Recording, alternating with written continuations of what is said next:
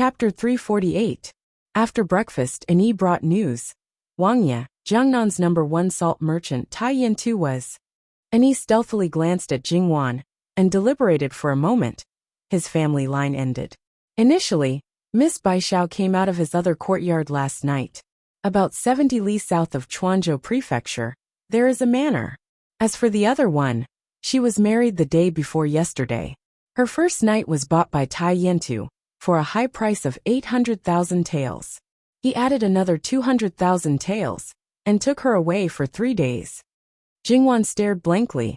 A moment later, she reached out to pick up a crystal bag and nonchalantly opened her mouth. "Ah Yuan, that Tai Yentu should be on your list to clean up, right?" Li Hongyuan indifferently responded. This was also the reason why Baishao and the others had not yet woken up when they received the news. Because they wanted to clean up. Naturally, they had been watching for a long time. It was just that the people they planted were originally in Jiangnan, so they did not know Baishao's origins. They were also accustomed to Tai Yentu bringing women back every 3 to 5 days. It was just that when something happened, they quickly reported it. In the brothel, he casually took out 1,000,000 taels. The #1 salt merchant really lives up to his reputation. What's the saying again? So poor that all he has left is money. This is probably the kind of person I'm talking about, right? It's just that his courage is not small. I don't know if he ate a bear's heart or a leopard's gall, daring to directly kidnap my people in the city. Jingwan's gaze swept towards Li Hongyuan. He simply did not take Jin Wangya seriously. There seemed to be a bit of sarcasm, but Li Hongyuan did not take it seriously. However, he was also a bit puzzled about this matter. That day at Baifengdu, that Tai Yentu made a special trip to the door. His intention to express goodwill could not be more obvious. A few days ago, he sent a visiting card, but he had been suppressed and did not respond. It was unlikely that because of this, he would kidnap Wanwan's servant girl, right? If he was really that stupid, how could he reach the position of Jiangnan's #1 salt merchant? He would have been overthrown long ago. Therefore, this matter most likely had a hidden story. However, regardless of whether there was an ulterior motive or not, he originally only wanted to eliminate him and divide his family. But now he had angered his wife. Even if he had committed 3 crimes, he still had to be punished 10 times. Especially when she saw that Jingwan's breakfast was 1/3 less than usual. She silently added another sin to her heart.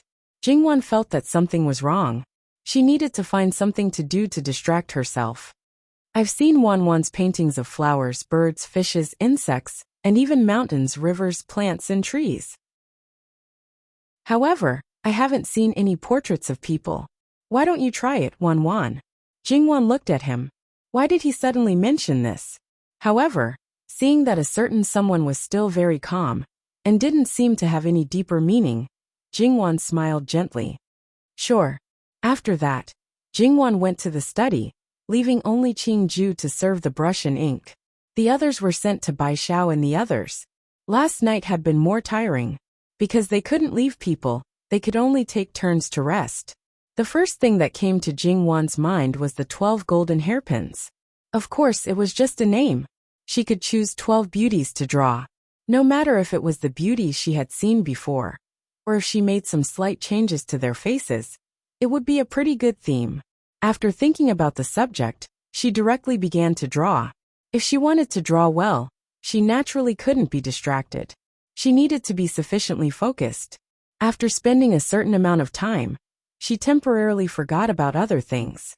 Plum, orchid, bamboo, and chrysanthemum usually served Jingwan when she was drawing, so they didn't get in her way.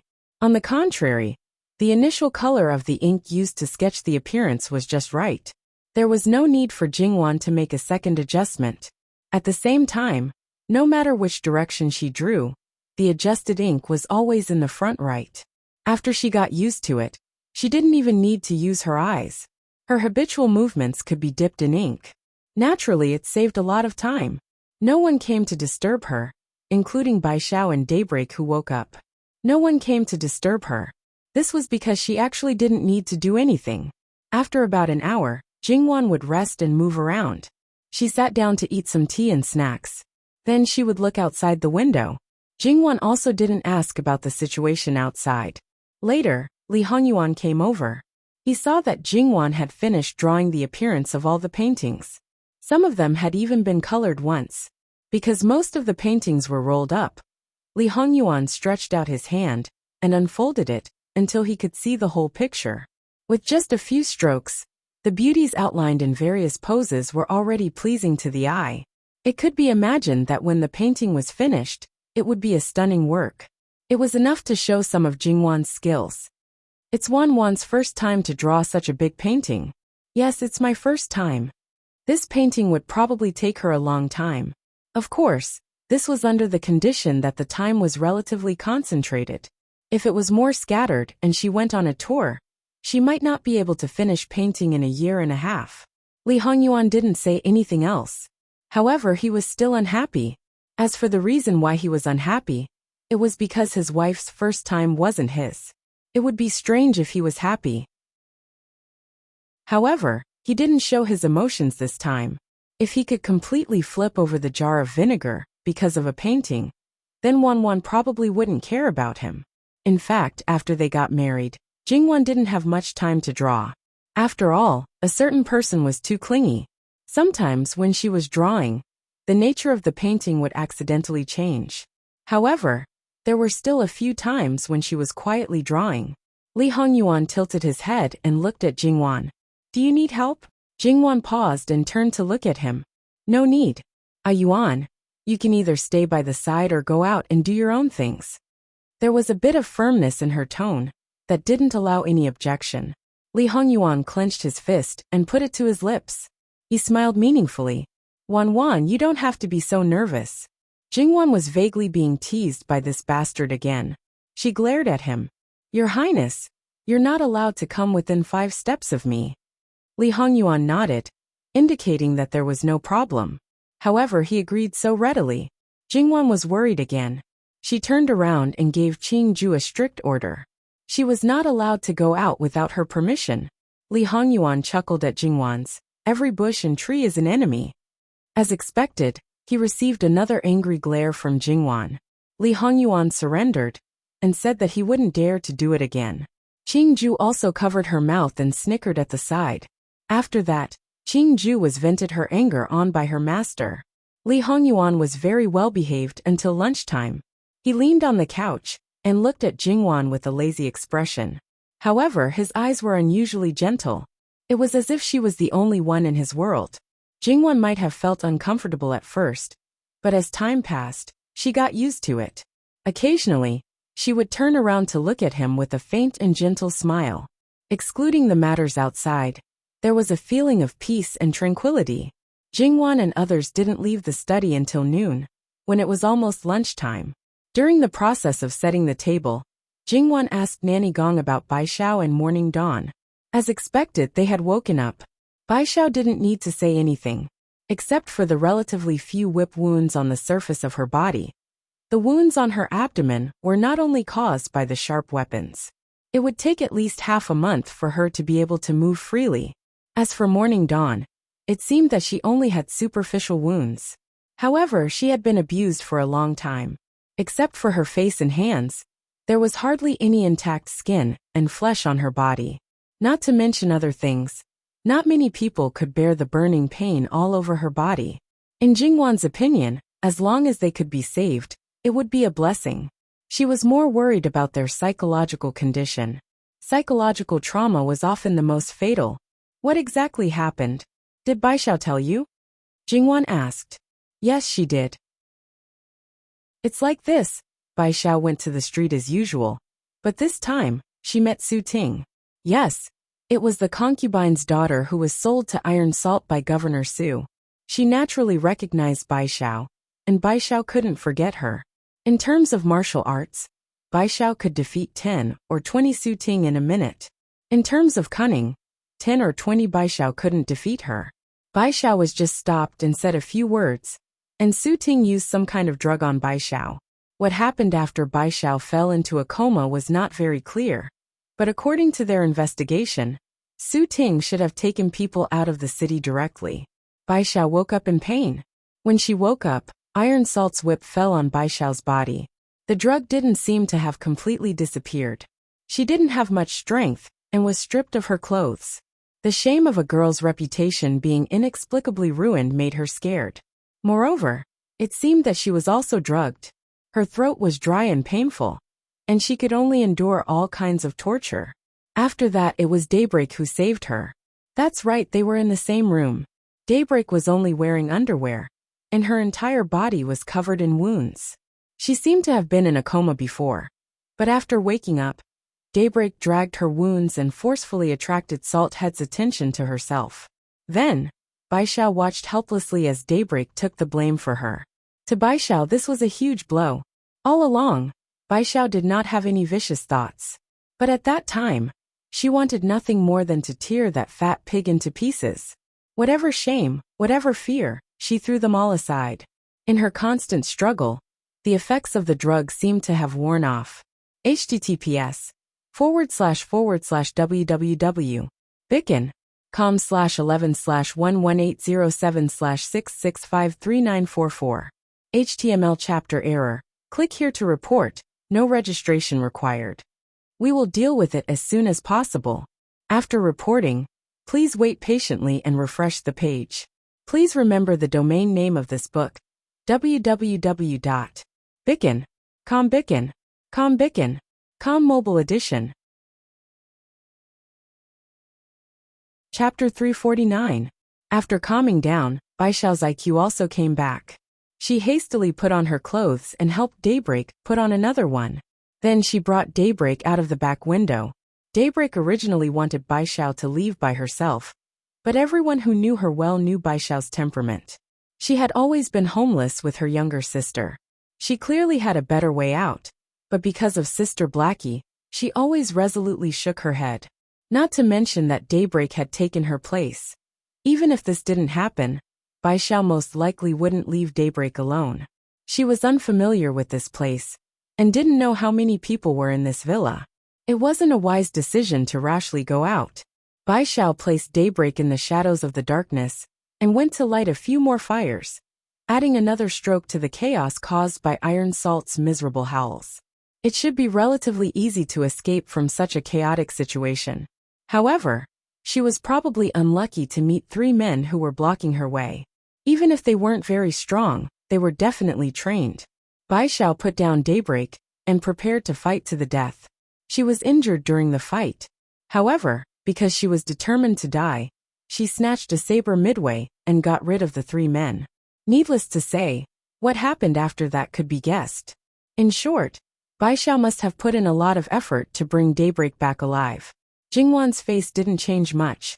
A businessman with a huge family fortune and a group of armed guards. What does he want to do? The nature of a businessman was completely elevated to another level. Jingwan didn't need to say much about his ending. As for someone plotting against him, Li Hongyuan pulled Jingwan to sit at the table. I'll take care of this. Wanwan, don't worry. Save Su Ting's life for me. Didn't I say I'll take care of it? Wanwan, don't worry. I'll take care of everything. Don't dirty your hands for that kind of person. If you want to keep her life, just let her live. Li Hongyuan's smile after he finished speaking made Jingwan inexplicably a little creepy, but she knew that it was not directed at her. If that's the case, I don't care anymore. It was fine to live, but she was afraid that it would be worse than death. Jingwan's heart did not waver in the slightest. Since Su Ting dared to scheme and use them, she naturally had to be prepared to pay a heavy price. After lunch, Jingwan went to check on Baishao and Daybreak. They were both awake and had some food. The 2 of them subconsciously wanted to get up and salute, but Jingwan hurriedly asked them to lie down. The trauma in her heart was not something that could be healed with just a few words. Moreover, Jingwan was not a psychiatrist. Sometimes the more she spoke, the greater the damage. After careful observation, Jingwan realized that Daybreak's mood was much calmer. She was mostly enduring the pain on her body. Thinking about it, it wasn't hard to explain. After all, a girl who came from a brothel had already undergone strict training and was mentally prepared. Naturally, she didn't care much about her reputation. Daybreak, Your Highness. Daybreak's voice was weak because of the pain on her body. Thank you. Jingwan didn't lie at all. Daybreak smiled slightly, but because of the pain on her body, her smile was a little forced. This servant was born in a brothel, a lowly life. I just didn't want to see such a beautiful girl being defiled by him. At that time, I thought that it would only be a matter of time, and I wouldn't be able to change the final outcome. However, I didn't expect that a completely different situation would occur. It is this servant who should say thank you. According to the situation at that time, it was true. But Daybreak probably didn't expect Bai Xiao to be so skillful. If you hadn't blocked for Bai Xiao, she might not have had the strength to stand up even if the effect of the medicine was gone. It's the cycle of karma. Daybreak didn't say anything. It was the cycle of karma. Take care of yourself. Don't think about other things. I've caused a lot of trouble for your highness here, but I can't move now. Please send someone to send me back to the pavilion boat. What kind of noble person was the princess consort? How could her personal maid take care of a lowly person like her day and night? Jingwan paused. You still want to go back? Daybreak looked at Jingwan, and a trace of surprise flashed in her eyes. I'm a lowly person. If I fake my death and leave the pavilion boat, I'll be an illegal resident. Even if I give up my face, I can protect myself within a certain range. But I can't do anything. How can I settle down? Her life was exchanged with her mother's life. She promised her mother that she would live no matter what. So even if she fell into the dust of a brothel, she never thought of committing suicide.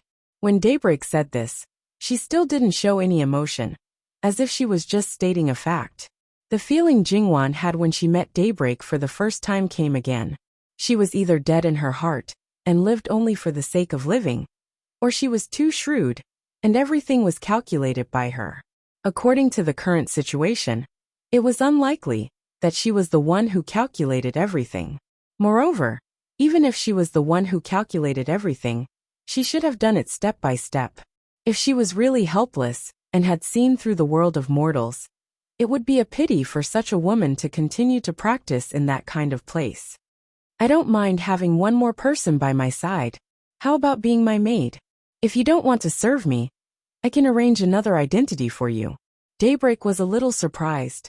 Then she lowered her eyes and apparently fell into deep thought. Jingwan originally thought that she would quickly agree, but the current situation was a little unexpected. In fact, it was very difficult for a beautiful single woman to gain a foothold. Even if she had her own appearance, an ugly face was also very easy to be disliked and criticized. Serving people, especially those with noble status, was actually a way out for many people in the current situation.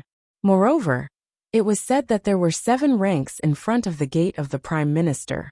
Although she was a servant in the prince's mansion, many people had to treat her with care when she was outside. Then, I'll have to trouble your highness to arrange another identity for me. Jingwan's eyes flickered. Was she too proud to serve others? But Daybreak didn't look like such a person.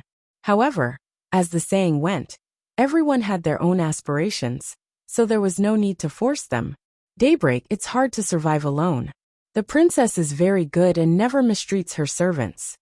Bai Xiao's words were a little hurried. I'm a prostitute and I'm not clean. How can I tarnish the prince's mansion? If my identity is exposed in the future, how will your highness deal with it? Jingwan smiled. I thought it was something else. Daybreak, do you think your heart is clean? Daybreak's heart was fiercely shocked. She thought that she had never let her heart be covered with dust, and she had never let herself fall. I'll tie a ring of grass in the future to repay your highness' kindness today. It's not that serious. Now it's right to rest and recover. Wang Fei.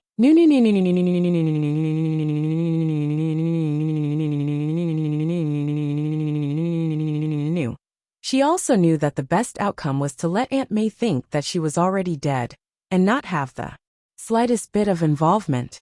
However, she could not do it. You don't have to worry about this. Rest well.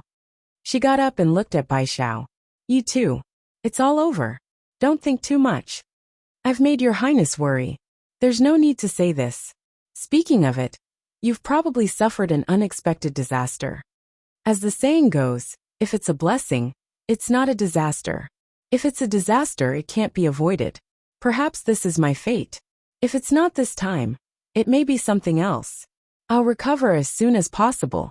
Jingwan nodded and turned to leave. Mama Gong followed Jingwan. Your Highness, don't worry. It's not as serious as you think. Both of them are still virgins. Jingwan paused. She's still a virgin. Bai Xiao also said that Daybreak was taken away by Iron Salt one day in advance. How could? I also found it strange, so I asked the person in charge of investigating this matter. It's said that Iron Salt has a hobby of playing with women. Generally, he would ruthlessly abuse them for 2 days, and then do it with his body covered in blood. Jingwan only had one word left in her heart: pervert. And it was the kind that couldn't be more derogatory and disgusting. It's too easy to kill this kind of person with a knife, Mama Gong said in her heart. Because of your Highness's words, some people will die a horrible death. Li Hongyuan naturally had no objection to Jingwan's request to let Daybreak stay. As long as she served her master with all her heart like the other maids, and didn't have any evil thoughts, she would just have another mouth to feed. As for whether this person would do anything wrong, to be honest, it would be strange if something happened under his watch. Jingwan still asked Eunuch Mu to go. Speaking of which, a eunuch repeatedly visited a brothel to seek psychological trauma. Eunuch Mu went and came back quickly, but he didn't send out the money. He prepared to redeem himself. Instead, he brought back a box. I went to the pavilion boat and explained the matter clearly. When I was about to talk about redeeming myself, the boat owner asked me to wait for a while. In the end, I waited for this box. I didn't see what was in the box, but the boat owner said that it was a banknote of 1 million taels of silver. According to the boat owner, she originally wanted me to bring some jewelry back for Miss Daybreak, but those things were given to Miss Daybreak by her previous customers. Now that she's out of that place, it's uncomfortable to use those things. As for the 1 million taels of silver, it's the money for Miss Daybreak to sell herself. Logically speaking, Miss Daybreak would be reminded of sad things when she saw the money. She couldn't accept the boat owner's intention. The boat owner doesn't seem to be a person in this line of work. Jingwan was a little surprised. Li Hongyuan raised his eyelids and didn't say anything. He naturally didn't take these people seriously. Since the money is for Daybreak, Nanny, you can send it to her. Following a super rich person like Li Hongyuan, 1 million taels of silver was nothing in her eyes. Fine. Even if she was poor, it was impossible for her to take Daybreak's money for herself. However, a girl who came from a brothel and became a servant girl of the prince's mansion now had a huge sum of money. Perhaps this was unprecedented and would never happen again. When Luo Jingying got married, she only had 5,000 taels of silver. Although there were various reasons, under normal circumstances, when a girl from the Luo family got married, her dowry would only add up to tens of thousands of taels of silver. This was already considered a very generous dowry. For an ordinary family, a dozen taels of silver was enough for a family of 4 to eat for a year. One could imagine how much money this was. Eunuch Mu always thought that he was probably the richest servant in the prince's residence. Now compared to Daybreak, he was just a pauper. Sure enough, comparisons were odious. Nanny Gong directly took the things to Daybreak and didn't say anything. Daybreak didn't avoid it and opened it directly. On the surface, it was a letter. When he opened the letter, there wasn't much content. It looked like it was written in a hurry. However, Daybreak read it for a long time. He read it over and over again. At the beginning, his eyes turned red, but he held it back. Towards the end, he couldn't hold it back anymore and started crying. In Nanny Gong's eyes, Daybreak was a special girl. Unless she had to smile, her emotions were always indifferent. Even when she was injured, she didn't make a sound. Now she was crying like this. However, it was not a bad thing that she could cry. After crying for about half an hour, Daybreak slowly calmed down and carefully put the letter away. In the future, she would have nothing to do with Auntie May. They wouldn't have any contact, and they wouldn't meet again. Although she was a servant, she was still considered to have a proper background. She had the right to despise people like Auntie May. But what could she do? Qing Zhu gently patted Daybreak's shoulder. Sister, don't be too sad. Take care of your body. Auntie May really treats me like her own daughter. Since that's the case, you should be well. This way, she will be happy in her heart. Daybreak nodded. Sister, can I trouble you to do something? Can you send these banknotes to the princess?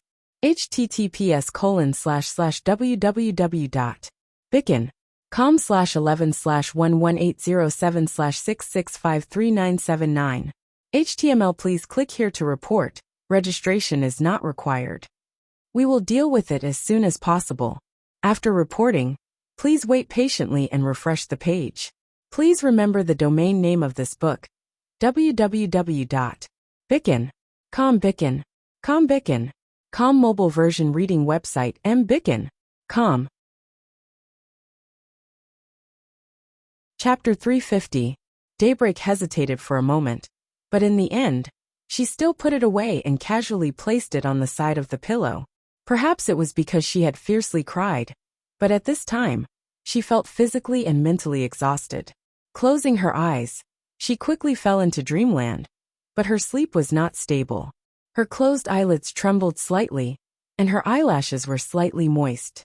Looking at her, one could not help but feel pity for her. Qingzhu wrung out a handkerchief and wiped her face. Sitting on the side of her bed, she quietly watched her for a moment. Sighing in her heart, Hongyan's life was full of misfortune. Soon after, a smile appeared on her face. Thinking that in the future, it would not be like this. Wang Fei was the best mistress, generous and benevolent. As long as they did not have any thoughts that they should not have, and obediently did what they should do, their lives would not be bad. After daybreak, it gradually calmed down. It was probably because her heart had calmed down and was ready to welcome a new life. Daybreak slept for more than 2 shurchen. 1 shurchen equals 2 hours. After waking up, her spirit looked a lot better, and the feeling that she gave people also changed a little. She seemed to not be so indifferent, and had some vitality, as if her dead heart had started to beat again. However, it was not strange to have this kind of change. Leaving that kind of place was equivalent to jumping out of the fire pit. She also did not enter the inner residence as a concubine, so she did not have to worry about the chaos of fighting between wives and concubines. Being well-behaved, she could always live a comfortable and stable life. Daybreak turned her head and saw that the box beside the pillow was motionless. It could be seen that during the time she was asleep, no one had reached out their hand. Although she did not know the specific amount inside, but with the face value of 10,000 taels per piece, there were at least several 100,000 taels in the box. As the saying goes, wealth moves people's hearts. As a servant of Jin Wangfu, they could not be moved by so much money. Were they as rich as their mistress, and did not even have the slightest curiosity? Definitely not. It could only mean that their temperament was good. Daybreak slowly smiled. It seemed that the pain on her body had lessened a lot. Although it was still painful, her heart felt comfortable. Her action was not deliberately to test anything. Daybreak was also a person who did not care much about money, so she just casually let it go. Then she unexpectedly got this kind of result. They had stayed in Chuanzhou for a long time. According to the plan, they would leave in the next few days and head to the next Fu city. As for Baishao and Daybreak, they would either stay in Chuanzhou to recuperate or go with them. After all, when Jingwan and the others left, they could also stay on the boat. Taking advantage of the 2 or 3 days left, they could recuperate more. At that time, it was up to them whether they left or not. Naturally, Gong Jie was still busy making the elixir of youth. From the first batch of medicine, he knew that this prescription was not fake. It was indeed that ancient prescription. Moreover, after carefully studying the medicine in it, he was 100% sure that it would hinder fertility. Moreover, as long as one took 10 pills, it would take at least 10 years of recuperation to conceive a child. Moreover, the damage caused by this medicine could not be seen under normal circumstances. After careful consideration, Gong Jie made some slight changes to the prescription. Originally there were 10 pills. 5 pills would take 10 or 20 years of recuperation, and it had to be done properly. In this way, 100 people could save nearly half of the medicinal herbs. It also saved time and effort. Why not? During this period, Li Hongyuan met 2 people. One was Iron Salthead, and the other was Su Ting. It was unknown whether it was intentional or not, but the 2 of them met together. Iron Salt Head's injuries hadn't healed yet. His body was still as fat as a pig's. However, the Maitreya Buddha's smile on his face had disappeared. Only after seeing Li Hongyuan did the evil aura around his body lessen a little. He, Iron Salt Head, had followed his father to run the business when he was a little over 10 years old. At that time, he was just a small merchant. After suffering enough, he also learned to be obedient. After 34 years, he thought that he had the means and shrewdness. But he did not expect that in the end, he would fall into the hands of a woman.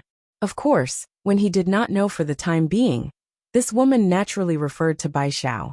After that, Li Hongyuan wanted to deal with Iron Salt Head, and was preparing to uproot his power and family. As such, naturally, he would not make a big fuss. After all, Jiangnan was so big.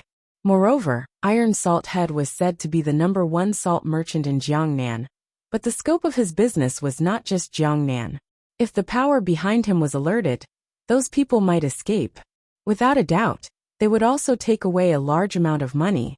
Li Hongyuan did not lack money, but he would not complain about having too much money. After all, if he really sat on the throne, there would be too many places to spend money. Therefore, when Iron Salt Head was brought over, he had not yet become a prisoner. Because Iron Salt Head was carried in, Li Hongyuan did not force him to stand up and salute. Li Hongyuan sat on the main seat, sipping his tea a little absent-mindedly. Then he placed the teacup on the table, making a slight sound. His gaze did not look at Iron Salt Head at all, but fell on the kneeling Su Ting. However, that gaze was like the baptism of the four gods. Even if Su Ting lowered her head, she would definitely feel as if there was a blade at her back, and she could not help but tremble. Li Hongyuan supported his chin with one hand. To scheme against this prince, your courage is not small. If there was a bit of luck before, Su Ting would already be trembling like a sieve at this moment. She knew that she wanted to borrow a knife to kill someone, and it was actually a dangerous move. However, she really could not stand Iron Salt Head's torment. The injuries on her body had never healed, and because of her hard bones, she gritted her teeth and endured it again and again, arousing Iron Salt Head's interest. Su Ting really could not stand it anymore, but she also did not have the guts to resist. Towards Iron Salt Head, she feared and hated him even more. She wanted to break away from his control, but also wanted to ruthlessly retaliate. Iron Salt Head had designs on Sister He, but Sister He was someone who served Jin Qinhuang, so Iron Salt Head would not lose his mind. She set her sights on Bai Xiao, who had the same face as Sister He. In any case, Iron Salt Head had never seen Bai Xiao before. Of course, if she wanted to escape, she would not stupidly send herself into Iron Salt Head's hands. In order to cover up Bai Xiao's identity, not only did she take the things that represented her identity, she also fed her a mute medicine that could make people temporarily speechless. Even if she could endure Iron Salt Head's abuse, she also had a way to make Bai Xiao lose her life quickly. Everything had been arranged, but she did not expect that Bai Xiao was a martial arts expert. As long as Bai Xiao came back alive, Su Ting would definitely not be able to escape. Iron Salt Head was still confused, and did not understand what Li Hongyuan meant. He looked at Li Hongyuan with puzzled eyes. Li Hongyuan did not pay attention to him, but Mu Gonggong sneered. The one who hurt you, a commoner, is Wang Fei Nyangnyang's personal maid.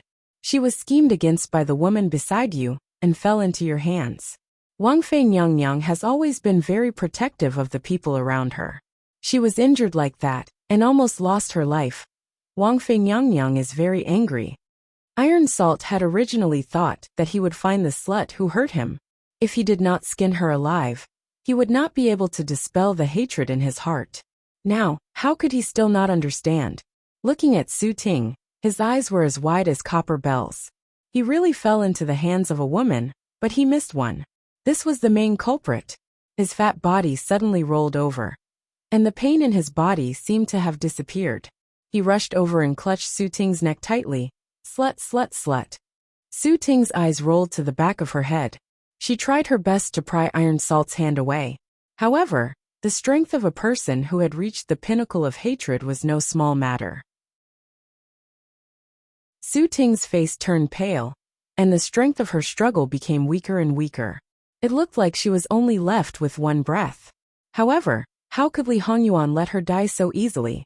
With just a look, Annie came forward and touched Iron Salt Head's arm gently. Iron Salt Head let go of her. Su Ting collapsed to the ground. She took a breath and covered her neck with her hands, coughing violently. The feeling of dying was definitely not good. Su Ting only felt that she had survived a disaster. Give her mute medicine, and send her to the pavilion boat. Tell the owner of the boat not to treat her unfairly. Also, she can't leave the pavilion boat without redeeming her. Li Hongyuan's words completely determined Su Ting's future fate. Su Ting, who had not yet recovered, narrowed her eyes. Wang Yi. The pain in her throat made her unable to speak clearly. She couldn't say the rest of her words. Her mouth was gagged and she was dragged out. Li Hongyuan's gaze fell on Iron Salt Head. His gaze was similar to how he looked at Su Ting. Iron Salt Head trembled and hurriedly knelt down. Wang Yi, this commoner really didn't know about this matter. If this commoner knew, even if you gave this commoner 100 guts, this commoner would never dare to covet Wang Yi's woman. Wang Yi, please calm your anger. Please calm your anger. Just saying that you didn't know, just saying calm your anger is enough? Li Hongyuan's tone was indifferent, but Iron Salt Head was sweating profusely. He was originally fat, so he sweated a lot. In a short time, his clothes were completely soaked, as if he was fished out of the water. He hurriedly turned his body to the back. The person who followed him, who looked like a housekeeper, hurriedly handed over the box in his arms. Iron Salt Head received it and respectfully raised it above his head. An insignificant gift to apologize to Wang Yi and Wang Fei. An apology gift has been prepared, and you still say that you didn't know? This was clearly picking a bone. But Jin Qinhuang now held Iron Salt Head's life and death, so Iron Salt Head didn't dare to refute a single word. Wrong, this commoner was confused. This is a small profit to show filial respect to Wang Yi. Wang Yi, please kindly accept it. When you return, immediately prepare another gift to apologize to Wang Yi. Wang Yi, please kindly accept it. Li Hongyuan raised his chin. Mu Gonggong understood and took the box. Opening it, he presented it to Li Hongyuan for a look. From the looks of it, there are several million taels in banknotes, and this is still an insignificant gift. Ben Wang is rather curious, what will be the generous gift that you all gave? A mere merchant had more than 20 million taels of wealth. Of course, this was just gold and silver. How could such a person not think of ways to plunder all kinds of rare treasures? This part was really hard to estimate. Therefore, this Iron Salt Head's net worth was really frightening. Wang Yi will not be disappointed. Wang Yi will not be disappointed. Today, he was called by Jin Qinhuang. He thought that there was an answer to his previous visit, so even if his injury wasn't healed, he still forced himself to come. The 5 million taels in banknotes was originally a filial gift to make friends. He also knew that if the first gift was too much, it would only make the other party's appetite grow bigger and bigger. Perhaps in the future, the other party would reach out and ask for money from time to time, becoming more and more accustomed to it. However, he himself also knew that the only capital he held in his hands was money. Other connections, in the eyes of a Wang Yi, were nothing. Therefore, if he wanted to climb this high branch, he had to let the other party see his value. Clenching his teeth, he took out 10 million taels in one go. And the result? But now the nature was completely different. It was money to buy his life. See the guest out. Iron Salt Head didn't dare to say anything, and could only respectfully withdraw. After he went out, he almost fell head first. In his life, Iron Salt Head had never suffered such a big loss. However, after suffering this loss, he didn't have the slightest thought of revenge. When he thought of Su Ting, who had harmed him to this extent, he hated her so much that he vomited blood. However, it was impossible to redeem her. Even bringing her out of the pavilion boat for 1 or 2 days was not possible. Now he couldn't personally deal with her, but he could call someone to do it. Slut, if I don't make you beg for life and death, lousy wouldn't be called Iron Salt Head. Inside the room, Li Hongyuan's banknotes lacked interest. Squeeze people dry and send them to be salt slaves. So to Li Hongyuan, this black-hearted and black-bellied person, apologizing would be enough? Wishful thinking. Moreover, he didn't even verbally promise. If it wasn't to save trouble, Iron Salt Head wouldn't even have time to recuperate. And this filial piety became Jingwan's private property. Jingwan felt that ever since she married, ever since she was engaged to a certain person, she had become numb to things like gold, silver and treasures. Especially on this trip to Jiangnan, not to mention counting money until her hands cramped. Looking at these things was like looking at a pile of waste paper. She felt that she had almost lost the concept of money. It was just a number. Jingwan felt that she needed to find something to balance it out. After thinking about it, she got it. In the last feudal dynasty in her previous life, the Empress Dowager, who was at the end of the country and family, spent 40,000 taels of silver a day. She spent 10 million taels of silver on her birthday. In comparison, she only received a little more and didn't squander. And it was balanced. And the owner of the pavilion boat, Auntie May, took over Su Ting and said that she would definitely follow the prince's instructions. At this point, Su Ting, who was good at singing and dancing, had unparalleled talent, and was beautiful to a certain extent, not inferior to Daybreak, became the lowest prostitute on the pavilion boat. As long as one could step through the door of the pavilion boat, they could casually ask for her with a bit of money. Throughout the day and night, except for that little bit of rest time, she wouldn't lack all kinds of men by her side. Moreover, Auntie May also forbade her from showing off her talent. Every time she found out, she would be beaten to death. These days would accompany Su Ting until she died. Whether she died on the bed or really couldn't take it anymore and committed suicide. However, Auntie May was a kind person. She gave the only bit of kindness she had to Daybreak. Wanting to die under her hands was not a simple matter. After 2 days, Gong Jiu's ageless pills were all prepared. Li Hongyuan did as he said, and directly sent people to deliver it to the Pei family's Chuanzhou residence. Eunuch Mu personally brought a few people, and handed the things to the head of the family with a smile. Then, he warmly greeted the Pei family's madam and the few ladies. That Pei family's people didn't dare to be negligent and respectfully answered one by one. The old lady is awake. That's the best. We can bring the ageless pills back to the Pei family's main residence. As Eunuch Mu said this, he clicked his tongue in wonder. This old lady's life was really tough. Gong Jiu had already told her to prepare for her funeral, but she still stubbornly held on, and even woke up. Facing Eunuch Mu, the head of the family broke out in a cold sweat. I'll have to trouble old mister to take care of those ladies. He seemed to be referring to the boxes containing the ageless pills. TSK, the ageless pills. Although it was harmful, for some people, it was also a great temptation. Goodbye. After sending Eunuch Mu off, the head of the family stood in place for a long time. He wiped the sweat from his forehead, and personally looked at the boxes, and had people move them to the main courtyard. When his wife saw these things and knew what they were, she couldn't help but tremble. Master, are these really going to be sent back to the main residence? Of course, but it has nothing to do with us. Go and take out 6 bottles now, and send them to the 6 ladies. The old lady was startled. Her lips wriggled, but in the end, she didn't say anything. It wasn't like she hadn't done this kind of immoral thing before. She had even killed an unborn child. Not to mention that she hadn't killed anyone yet. Moreover, she was afraid that she had no choice but to do this. If she didn't do it, the ageless pills might be used on her own descendants. Outsiders could never be more important than family. The old lady led a group of maidservants and women to the small courtyard where the Pei family's ladies were locked up. https://www.bicken.com/11/11807/66533983.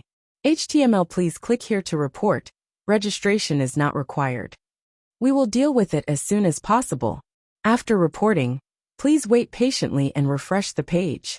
Please remember the domain name of this book, www.bicken.com. Mobile version reading website, bicken.com.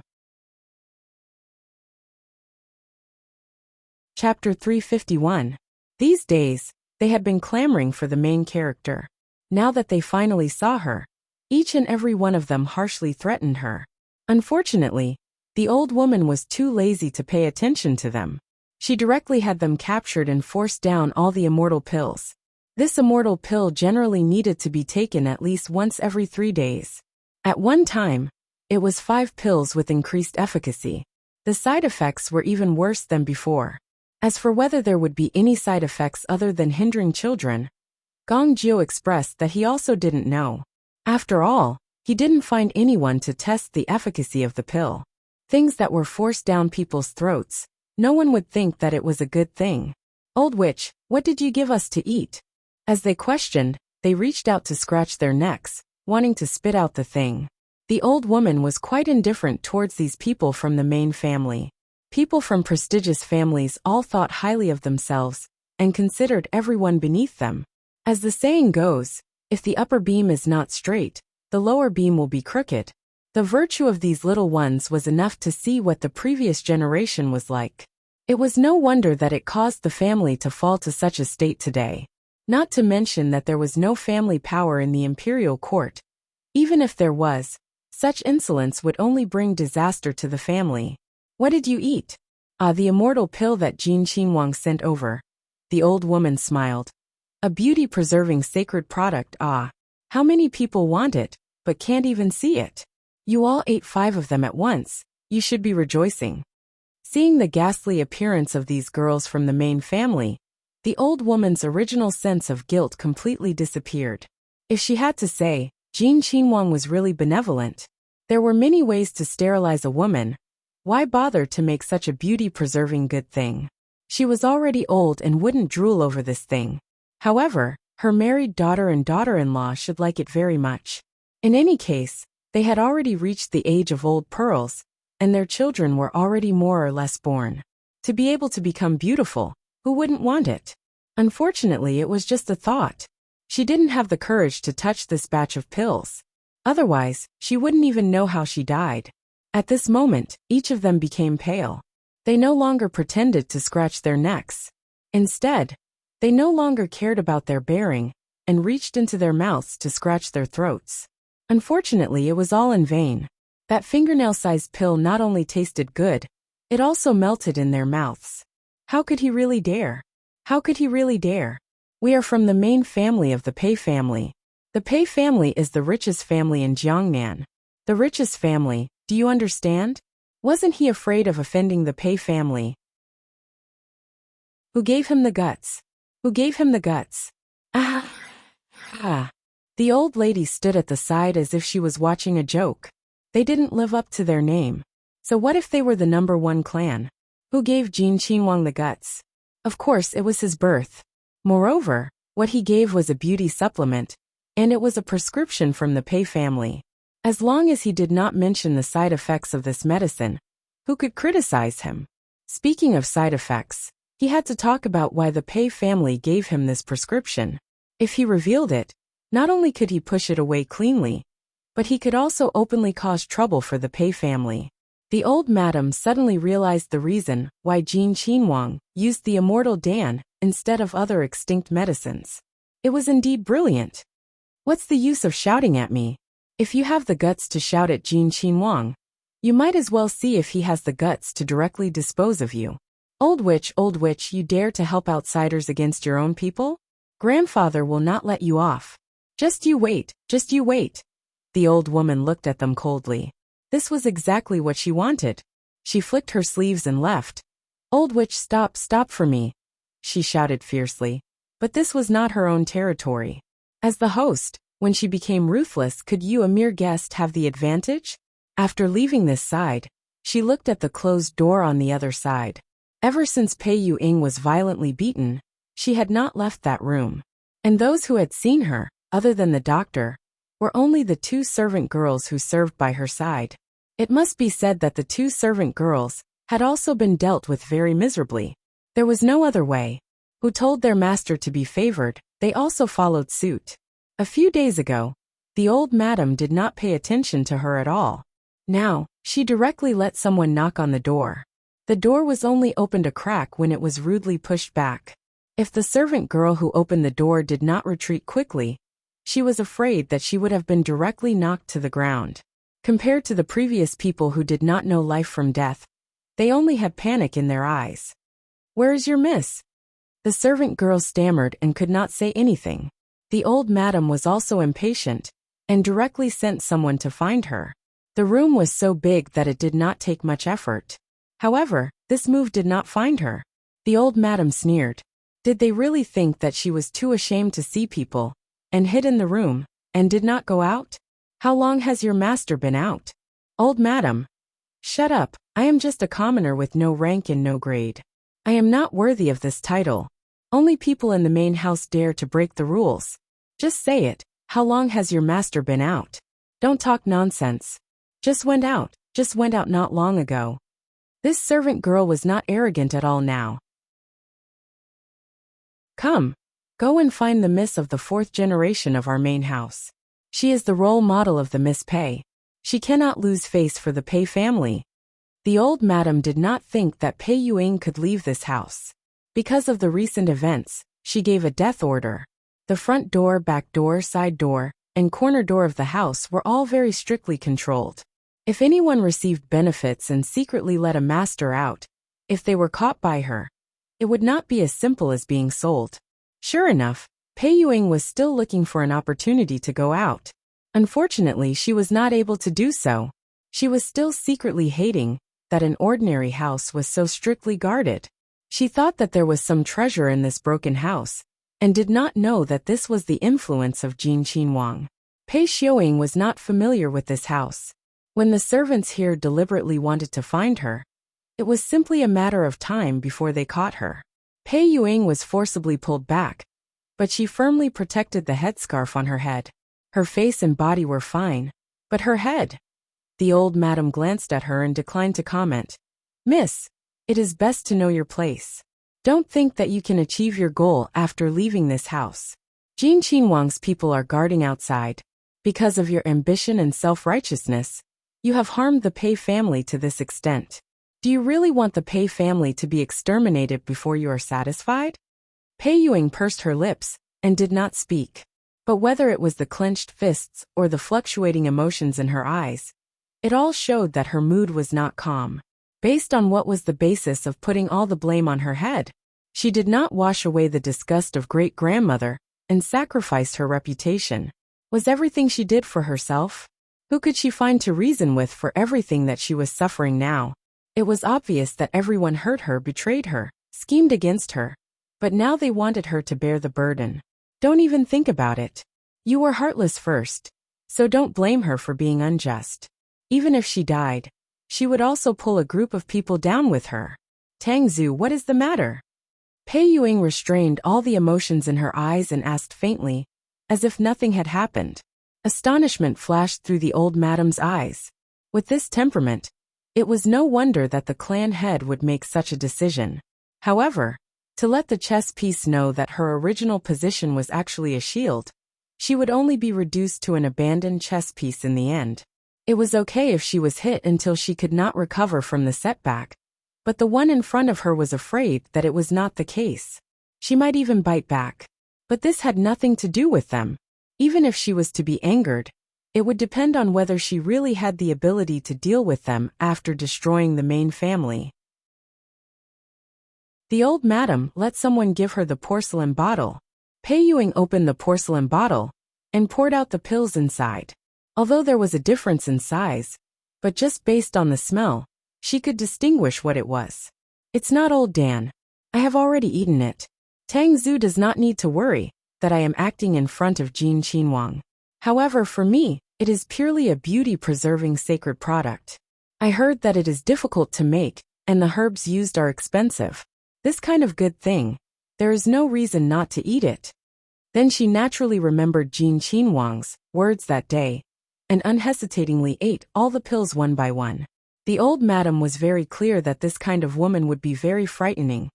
"Tomorrow, I will send you and aunt back to the main residence. The ageless Dan has been sent. It is indeed time to go back. Thus I will trouble Tang Zhu." At this time, Pei Yuing looked very normal, but the old madam felt that her insides were full of darkness, and there was a hidden poisonous snake. Moreover, It was the kind that harbored hatred and could choose to devour people at any time. She did not say anything and only wanted to leave quickly, respectfully sending Tang Zhu off. Pei Yuing bowed gracefully. Soon, there was only Pei Yuing and her 2 servant girls left in the room. The servant girls shrunk back. They also felt that the current master was extremely frightening, because this reaction was simply not normal. Although the Pei clan head's wife would occasionally wake up, but this situation was not optimistic. There was a possibility of her dying at any time. If she could hold on until she returned to the main residence, and then die, it was not bad. She simply packed up, and the people of Li Hongyuan would not stop her. It was worth mentioning that the Pei clan head did not receive any news from Chuanzhou Fu for a long time. His heart was faintly uneasy, and sent someone to Chuanzhou Fu. However, that person was also considered smart. After sensing that something was wrong, he did not go near the Pei clan residence, and immediately rushed back. When the Pei clan head received the news, the uneasiness in his heart became more and more obvious. He always felt that something big was going to happen. After hesitating for a while, he decided to personally go to Chuanzhou Fu. Then when he approached Chuanzhou, he met the people of Pei clan who were returning. Just simply understanding the situation, the Pei clan head who could laugh at any time had his face completely sunk. It was unprecedentedly serious. His 5 fingers could not stop digging into his palm. Things were completely out of control. Perhaps he had taken some things for granted, but he did not think that this was all his fault. Although he sensed that there was something wrong with Pei Yuing, but this was not the time to persuade her. This great-granddaughter's conduct and conduct were all taught by him. Jin Qinhuang's matter was out of expectation, because he did not understand enough. As for Pei Yuing, the Pei clan head really did not think that she could turn over any big waves. Later on, he would pacify and appease her. The most urgent matter was those famous scholars of Pei clan. They must not be destroyed by Li Hongyuan.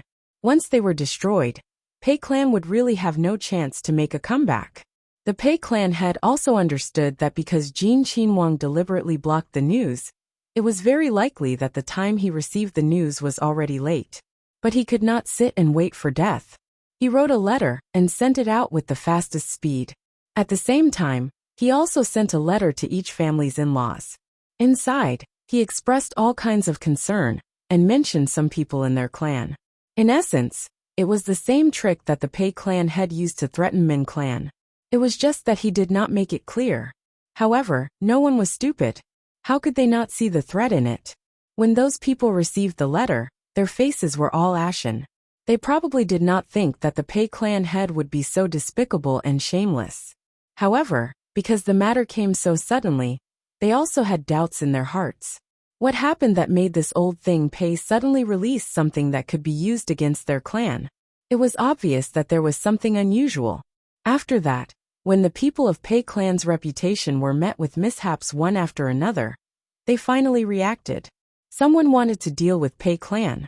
Moreover, they had found the foundation and used all their strength to chop it down. It made people only feel fear and trepidation. Whether or not to help Pei clan became a big problem. If they helped, they would offend the person who wanted to deal with Pei clan. Who knew if they would become the next target? If they did not help, they would be held by this old thing Pei, and could be dragged down by him at any time. Of course, these were all for later. Let's not talk about it for now. The Pei clan head wrote the letter, and ordered them to return to Pei County. Other than that, he did not say a word. He did not even look at his seriously ill wife. He only closed his eyes and rested, thinking about what to do next. At the same time, Jingwan and the rest also packed their luggage, and prepared to leave Chuanzhou Prefecture, and head to the next prefecture city. The accompanying officials naturally had to stay and continue to work hard until the new officials were in place. It had to be said that when Jin Qinhuang left, the entire Chuanzhou Prefecture city, from the top officials to the bottom of the commoners, did not let out a sigh of relief. There were even people who secretly clapped their hands in celebration. For the commoners, punishing the corrupt officials was something to be happy about. However, if the turmoil was too big, it would only make people involuntarily panic. Therefore it was better to leave, better to leave. Jiangnan had 4 prefectures and 28 prefectures. Li Hongyuan was prepared to go to every prefecture city. However, because the matter had been dealt with so far, they could follow the same pattern in the prefectures later. If there was a special situation, they would deal with it specially. This was the so-called killing the chicken to warn the monkey. The living king of hell was too ruthless. He did not show mercy, and was not afraid of offending people. Naturally, no one dared to stroke the tiger's whiskers at this time. As long as Jin Qinhuang was in Jiangnan, all the officials had to behave themselves with their tails between their legs, including the neighboring prefectures. At this time they were all very careful. Although they had to continue with their work, they were also very idle. Now they were really focused on sightseeing. Sitting on the boat, Jingwan leaned on the windowsill, enjoying the breeze. It was incomparably comfortable. Baishao and Daybreak did not hesitate to choose to follow. If they stayed in Chuanzhou Prefecture, according to Jingwan's temperament, she would definitely leave at least 2 close people to take care of them. Jingwan did not have many people by her side. If they went together, she could casually take a little time to take care of them. At other times, it would not affect serving Jingwan. In Jingwan's view, this was also the best. After all, Gong Jiu would definitely follow. With Gong Jiu looking at them from time to time, naturally, she would be more assured. After Baishao's wound was stitched up, it recovered quickly. After sleeping in bed for a few days, she slowly got out of bed and walked. Gong Jiu paid attention to her injury at all times, preparing to perfect this method and sort it out. For the treatment of external injuries, this would become a very important method. For the average person it was hard to say. After all, there was a saying that the body, hair, and skin are given to the parents, do not dare to damage it. However, on the battlefield it was different. This may save more people's lives. As for Daybreak, because they were all superficial wounds, they had basically scabbed over. However, there were too many parts of his body that were densely packed together. If he moved, the scabbed areas would be in pain. If he wanted to move freely, he would still need some time. Her recovery was good, and her mentality seemed to be fine. Jingwan was naturally relieved. Perhaps in consideration of their situation, they still used the waterway to go to the prefectural city, and not the prefectural city closest to Chuanzhou Prefecture. Seeing this, Baishao and Daybreak were moved. They did not say anything, but focused more on recuperating. They hoped that they could recover soon and serve Jingwan better. Li Hongyuan naturally understood Jingwan's intention. Anyway, their return journey was uncertain, so it did not matter if they took a detour. However, when Li Hongyuan occasionally saw Baishao and Daybreak, who came out for a little exercise, he looked as if he was looking at dead people. How could they distract his wife? If it were not for the fact that Jingwan would be angry, he would definitely kill them directly. This was the first time that Daybreak encountered such a situation, and her legs almost went weak. Baishao was fine, and she was used to this kind of thing.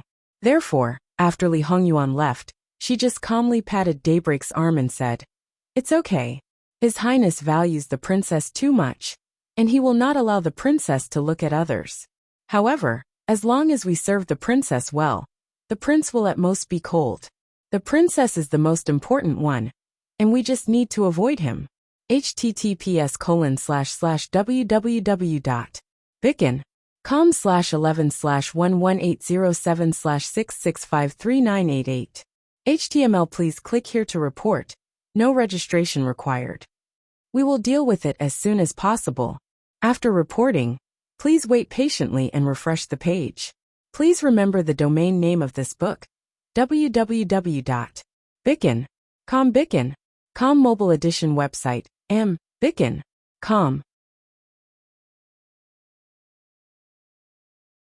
Chapter 352. Therefore, in the eyes of these maids, the noble Prince Jean was a paper tiger to some extent. He looked fierce, but in fact, he had no deterrent power. Even the King of Hell silently shed tears of sympathy for him. Jingwan's following daily routine was basically like this. She followed Li Hongyuan from one prefectural city to another. After settling down, she rested for a night, and then began to receive the wives of officials.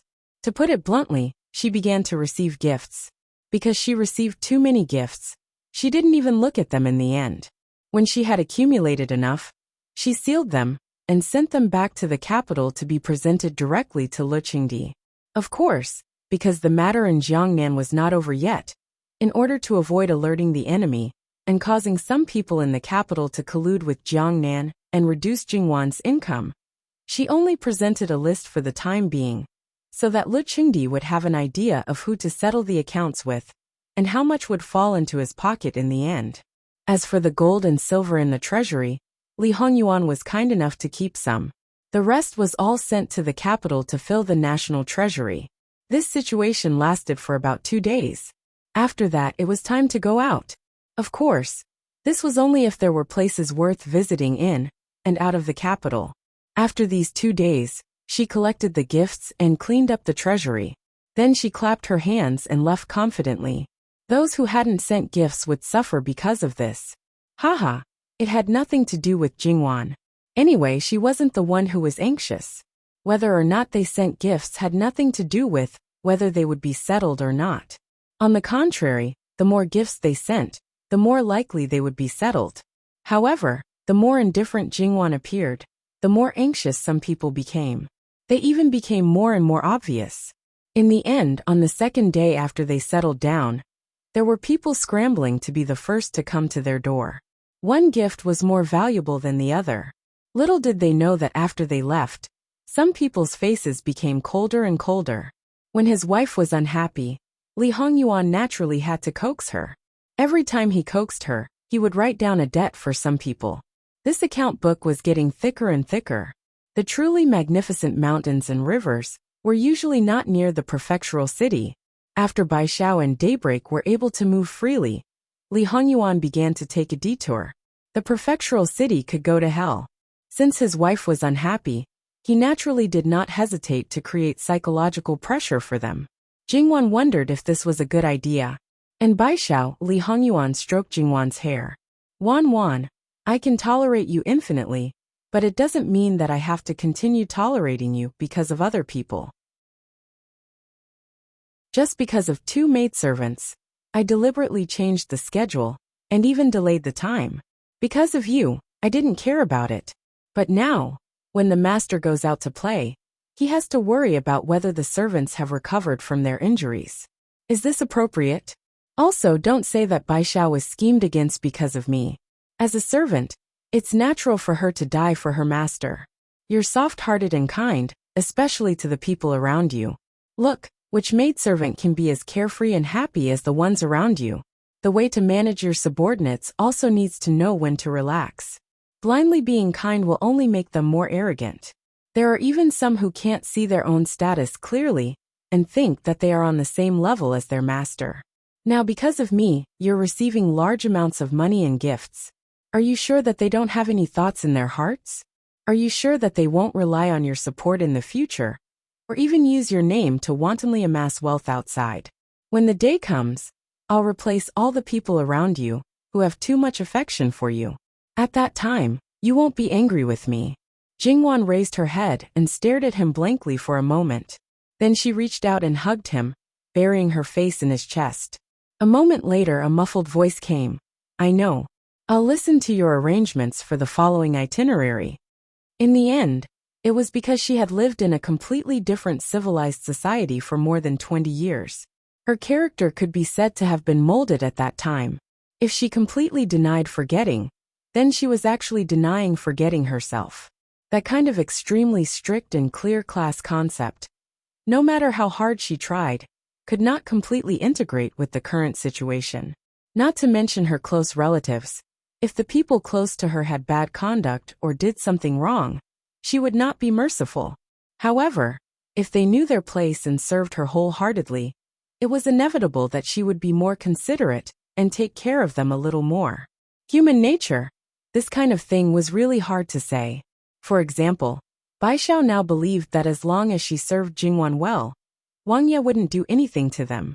In the future, would she think that if she made a mistake and had Wang Fei's protection, Wang Ye still wouldn't have any thoughts? If a small mistake was forgiven, her courage would grow bigger and bigger. It was possible that she would make a big mistake that would implicate Jin Qinhuang. At that time, it would be too late to save her. Don't say that the mistakes made by the servants had nothing to do with the master. In fact, the mistakes of the servants, the master had to pay the bill even more. How many people had played themselves into this because of not strict enough? The several head maidservants around her were indeed important people to her. But in comparison, could they be more important than Li Hongyuan? Could they be more important than Luo family's relatives? Although some things only existed as a possibility, there wasn't even a spearhead right now.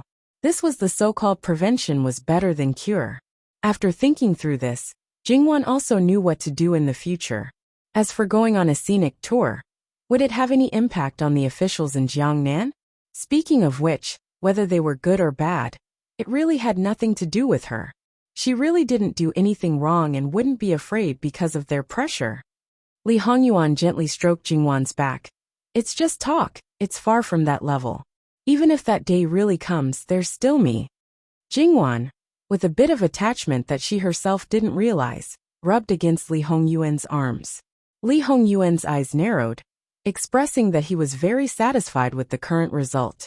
Therefore, no matter how dignified his words were, in essence he was just jealous. Because it wasn't easy to deal with people, he could only use roundabout tactics. Those reasons that he said in his eyes simply didn't take them seriously. If someone really did that, he naturally had a way to remove himself from Wan. If he couldn't remove himself, then he would let those who wanted to punish them, and those who could punish them, shut up. If they didn't shut up, then they would completely shut up. Our living king of hell. In order to make Yama Wang Fei's heart and eyes be wholeheartedly devoted to him, could be said to be painstaking and scheming. For serious matters, he wouldn't necessarily put in so much effort. On the surface, Jingwan had Li Hongyuan under control, but in reality, if Li Hongyuan wanted to, it was not impossible for him to slowly clean up the people around Jingwan secretly, without arousing Jingwan's suspicion. When his wife threw herself into his arms, of course, Li Hongyuan was not Lu Xiaohui. The hand that gently stroked Jingwan's back gradually changed. Jingwan herself might not be aware of the sensitive spots on her body, but Li Hongyuan was very clear. It was too easy for him to make Jingwan fall in love with him. Jingwan naturally noticed when Li Hongyuan was restless, but she didn't resist. As for the fact that it was daytime now, she had been with Li Hongyuan for a long time, so the daytime was nothing. She had played many tricks. In the beginning, she was immature and sensitive. In the past few months, she gradually blossomed fully and bloomed under Li Hongyuan's hands. As a result, Li Hongyuan controlled it very well. As a result, Jingwan basically wouldn't reject him unless it was a special situation. After rejecting him, she would suffer for a long time. Besides, Li Hongyuan basically wouldn't give her a chance to reject him. He was already burning with passion, but he still endured and waited for his wife to take the initiative. This kind of fun should be left for when he was fully prepared. Although only the two of them were in the inner room, Nanny Gong, who was outside, heard clearly. Even Sister Hei, who was waiting by the side, also heard intermittently. Nanny Gong didn't have any reaction, but Sister Hei was a little flustered. They seemed to have implicated the princess. If this caused a gap between the princess and the prince, it would be difficult to absolve themselves from the blame. Nanny Gong looked at her and saw Sister Hei's reaction, but she didn't say anything. However, although the prince had ulterior motives, perhaps they should still warn him, especially with the addition of morning light. Although they didn't find anything unusual on the surface, there were still some doubts in some places. Therefore, some rules had to be reiterated. The princess was such a kind master. If there were still people with ulterior motives and were ungrateful, the prince didn't need to do anything. She could dispose of them secretly.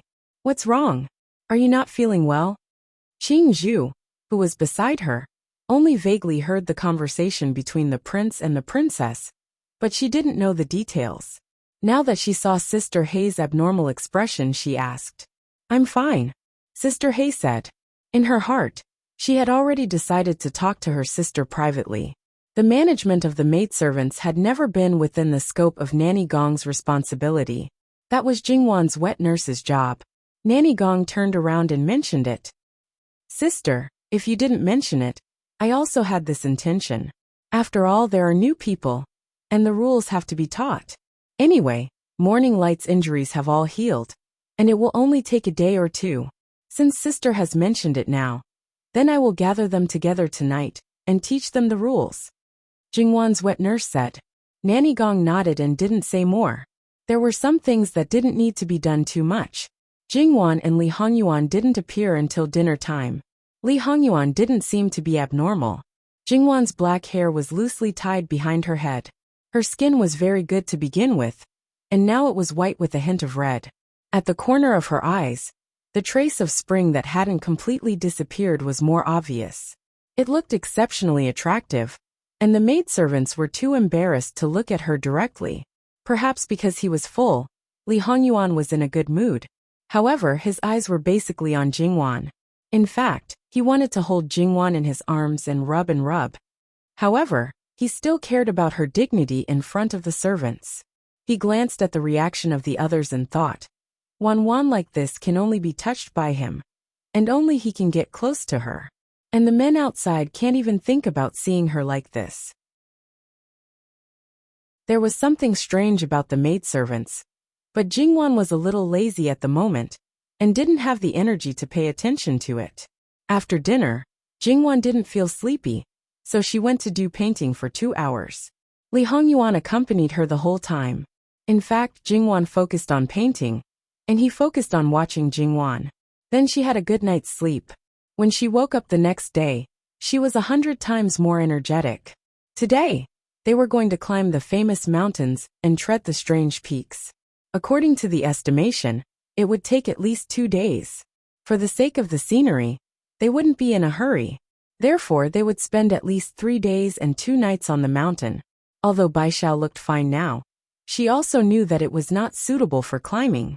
If there was an accident, it would be troublesome and a burden. Your Highness, I haven't recovered from my injury. I can't serve you by your side. Please forgive me, Your Highness. It's not a matter of guilt. Your health is important. It's not too late to wait until your injury is fully recovered. Black Sister wanted to stay, but she also knew that it was impossible. When the princess went out, at least one of her sister and her would follow. Your Highness, I rarely go out in the past. I don't have enough strength. I would like to ask to stay and accompany Baishao. Please allow me, Daybreak said. That's fine. I'll ask the prince to leave a few more guards.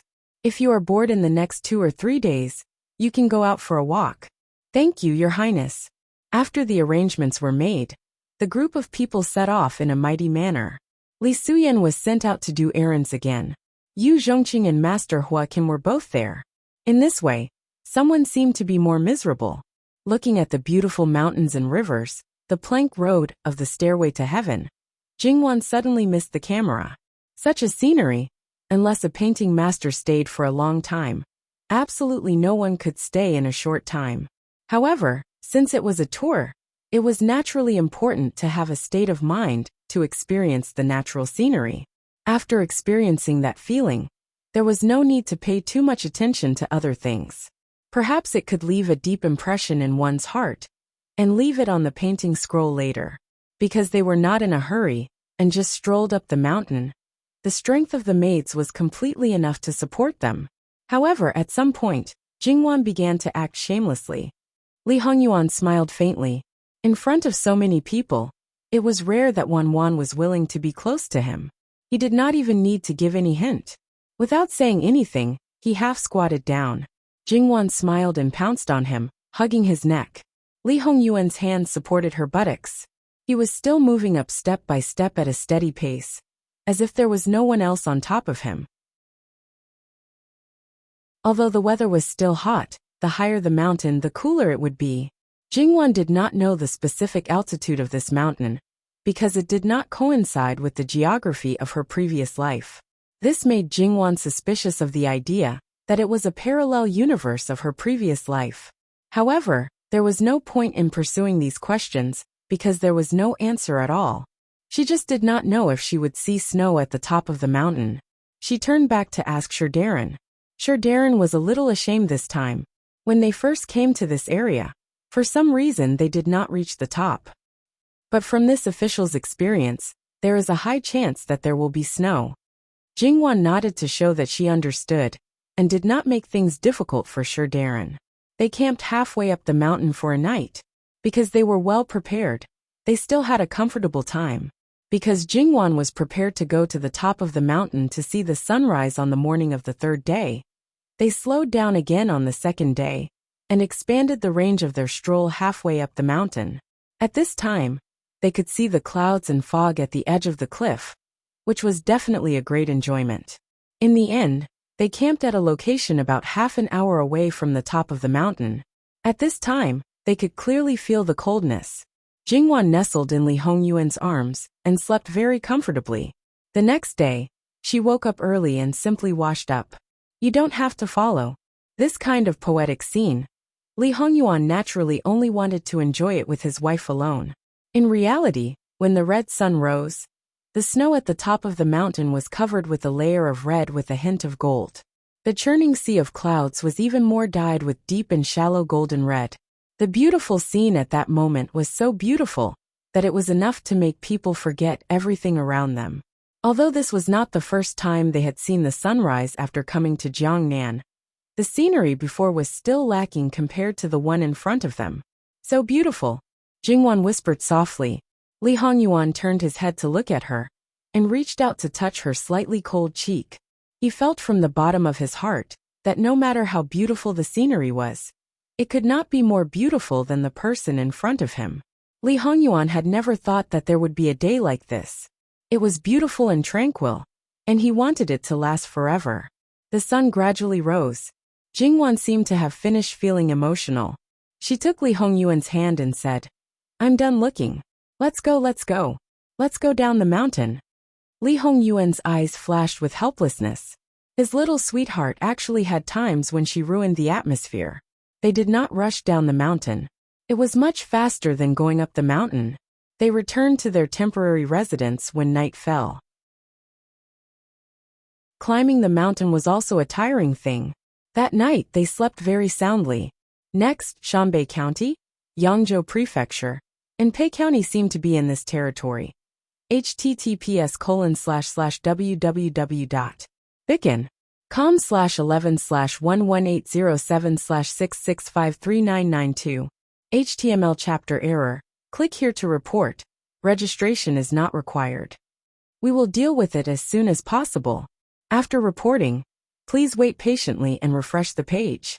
Please remember the domain name of this book: www.bicken.com. Bicken.com Mobile Edition.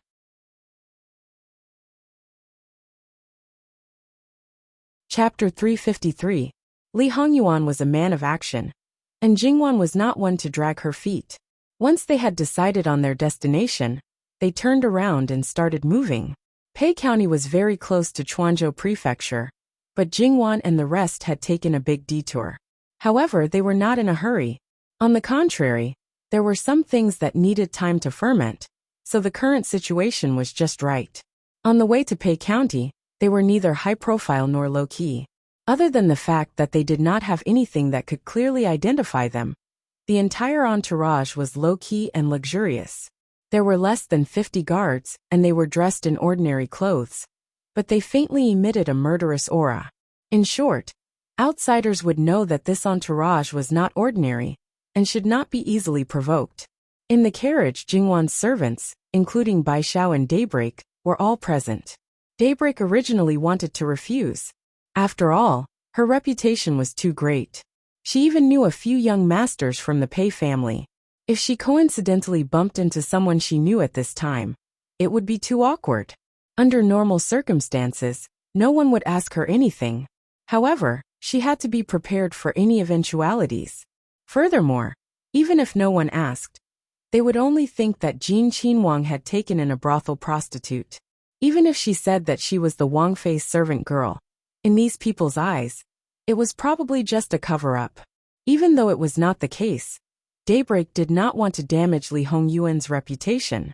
After all, this kind of thing could easily cause a rift between husband and wife. Then obediently stay in the carriage. Li Hongyuan was clearly a little impatient as he threw out this sentence. Right now, Li Hongyuan didn't want to have anything to do with irrelevant women. Even if it was just an act, even if it was just a rumor, it didn't matter how troublesome the other matters were. In this aspect, he would most likely be very annoyed. Therefore, his gaze towards Daybreak became even more unfriendly. Daybreak basically knew that Wang Yi was very possessive and did not like the people who served the Wang Fei, especially her, this troublemaker. Therefore, she sincerely avoided Li Hongyuan. Even if she accidentally bumped into him, she would bow and never raise her head to reduce her presence as much as possible. Even so, she would still bump into the muzzle of the gun. Daybreak only agreed and didn't feel wronged. But sometimes, they felt that if Princess Consort didn't need someone to serve her, they probably wouldn't be able to get close to her. The reason why Jingwan brought Daybreak along was because she didn't want her to think too much. Although she had taken her in, she had also ostracized her. But in reality, once Daybreak's previous identity was known by others, she would definitely be criticized. But there was nothing she could do about it. She had been reduced to a lowly 9 classes, and the general background was not tolerant of them. Jingwan didn't object to Li Hongyuan's decision. It had to be said that the Pei family was not doing well recently. There were problems in all aspects one after another. Not only were there problems with the people, but there were also various businesses. How could the businesses be small in order to maintain the operations of such a large family? As expected, the Pei family received the news too late. Although he sent the letter out as quickly as possible, the famous scholars of the Pei family could not prevent it in time, even if nothing happened. And Li Hongyuan's subordinates were also capable of doing things. It was as if a disciple of a great scholar was weeping bitterly in the heavy rain, saying that although his teacher appeared to be upright and elegant, he was actually a beast, and was worse than a beast. While he was not at home, he went to his house. His family treated him warmly, but he actually drugged him, humiliated his wife and daughter, and strangled his son to death. That was his teacher whom he respected like a father, but he did such a heinous thing. Under normal circumstances, ordinary people might not believe it, because no matter how they heard it, it was quite ridiculous. However, that man was indeed the disciple of the great scholar of the Pei family. Many people knew that the teacher-student relationship was quite good, and that something had indeed happened to his family. Speaking of which, if it wasn't true, probably no man would fabricate such a thing, right? And the Yaman's arrest seemed to confirm this point. Such a famous person, especially one who was highly respected by scholars, would cause a commotion if something happened to one of them. However, it was not long before a few other famous scholars were exposed one after another. It aroused public indignation, and was the most shameful kind. Ordinary people were only interested in the recent news, but among the scholars, it was like a tsunami, an earthquake, a volcano eruption. Many people did not believe it, and thought that it must be a trap set by someone, especially when they found out that these people all had the surname Pei. It was obvious that someone was targeting the Pei family. Therefore, even if it was such a scheme, one could not underestimate these people. They had students all over the world, which meant that they might be loyal to the world. They respected and revered their master, and even saw him as a god. Once they recognized him, they would become crazy and paranoid. Then, one should never underestimate the ability of these scholars to stir up trouble. Therefore, in a short period of time, many people wrote in to ask for permission. It seemed that they were still relatively rational for the time being. However, did Li Hongyuan not expect this situation? How could it be?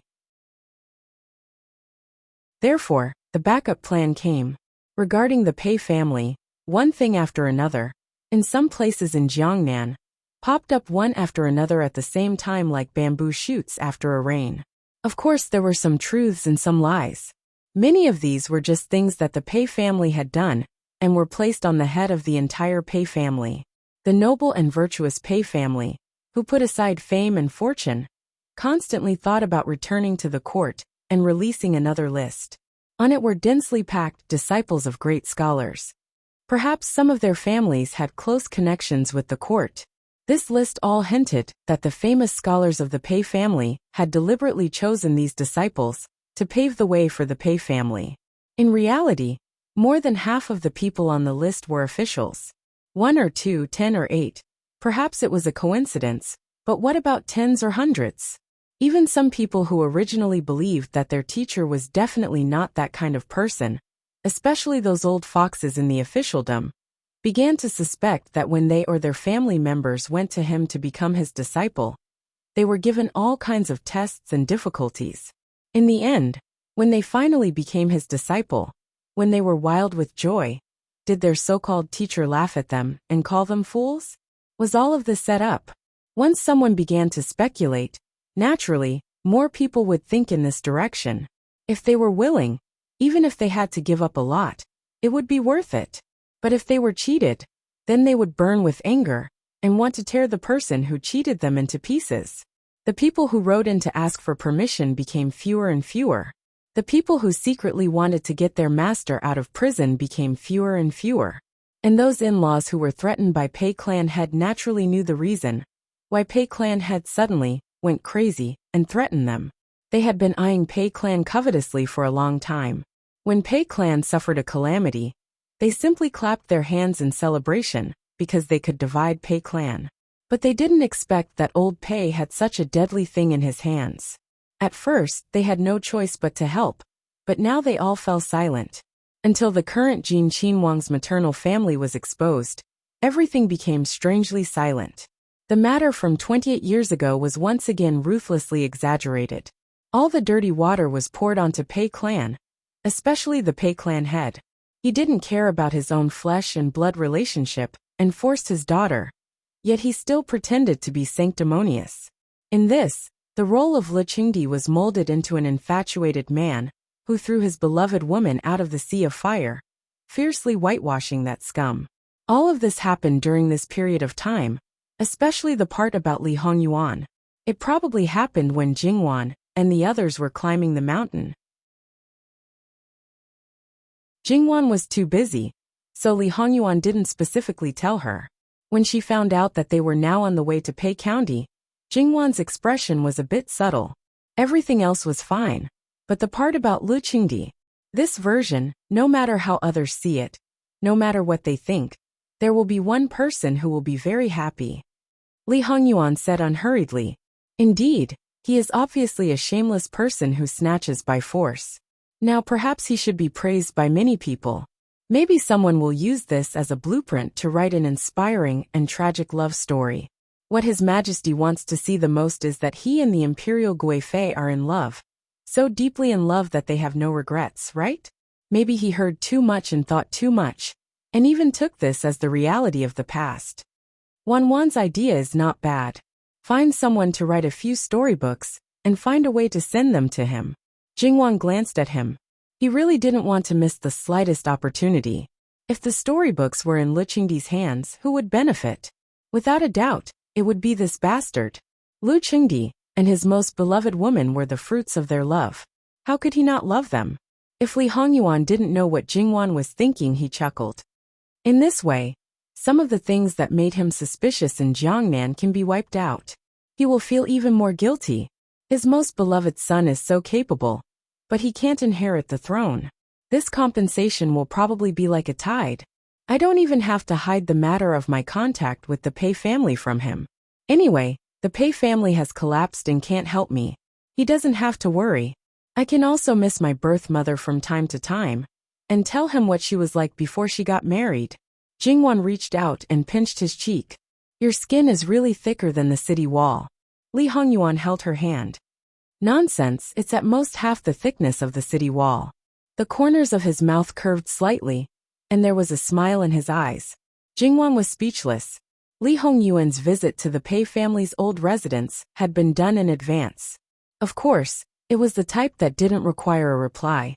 It was just to let you know when this prince would arrive, and to be prepared to welcome him. In reality, the recent events were too fatal for the Pei family. Many clansmen had rushed back. One wanted to avoid it, and the other wanted to find out what was going on. Therefore, the number of Pei clansmen at the Pei family's old residence was more than double the usual number. At the same time, there were also many married daughters of the Pei family, who came back with divorce papers. To most people, Patriarch Pei could say no comment. However, to some people, such as the clan elders and the only survivor of the great scholars, who had found a remote place to live for some reason, Patriarch Pei couldn't easily dismiss them. Especially when it came to those heinous matters, he had to explain clearly. Patriarch Pei didn't make up any lies and told the truth. However, the art of speaking was always biased. He said that everything he did was for the Pei clan. His face was expressionless, but he described the current situation of the Pei clan, the challenges they faced, and the heavy responsibility he had to bear in order to maintain the clan and let the clan live happily. He continued until, "I failed to bring the clan back to glory and instead fell, letting down the ancestors." Tears flowed down his face. He wasn't complaining, but he was complaining. He wasn't trying to shirk responsibility, but he was trying to shirk responsibility.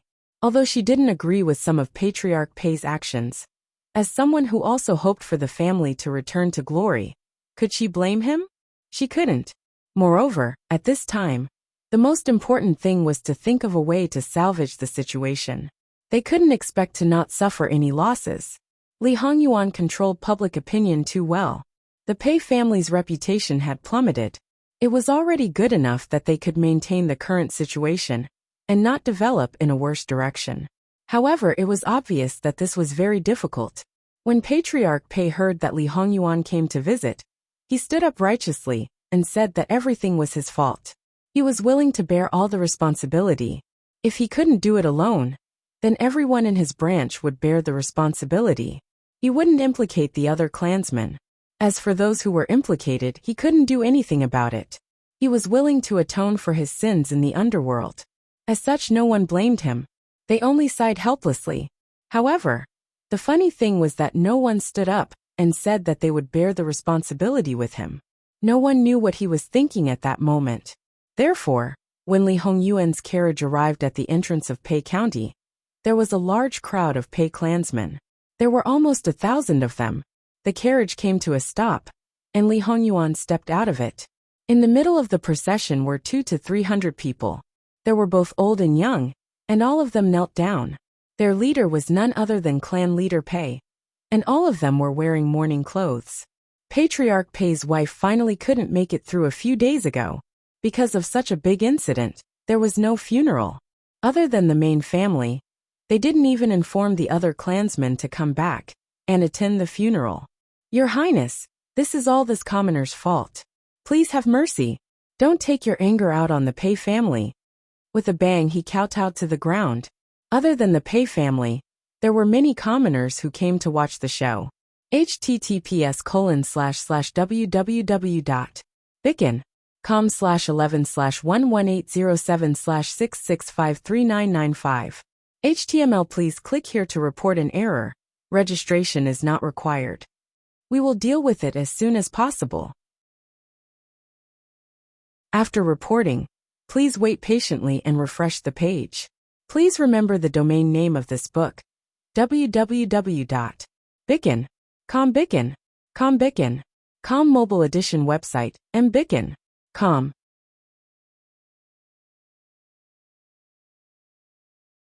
Chapter 354. Li Hongyuan stood with his hands behind his back and looked down at clan leader Pei. TSK, he still didn't forget to scheme even at this time. The living king of hell was very unhappy.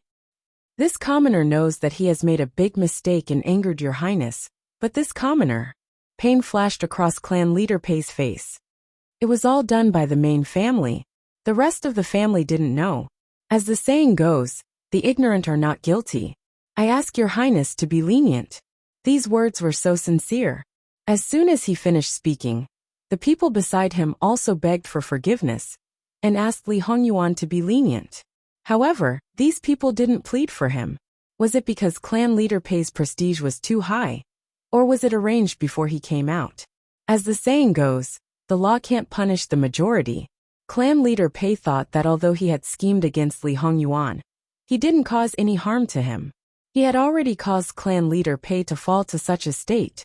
He wouldn't kill him, especially now that his relationship with clan leader Pei had been exposed.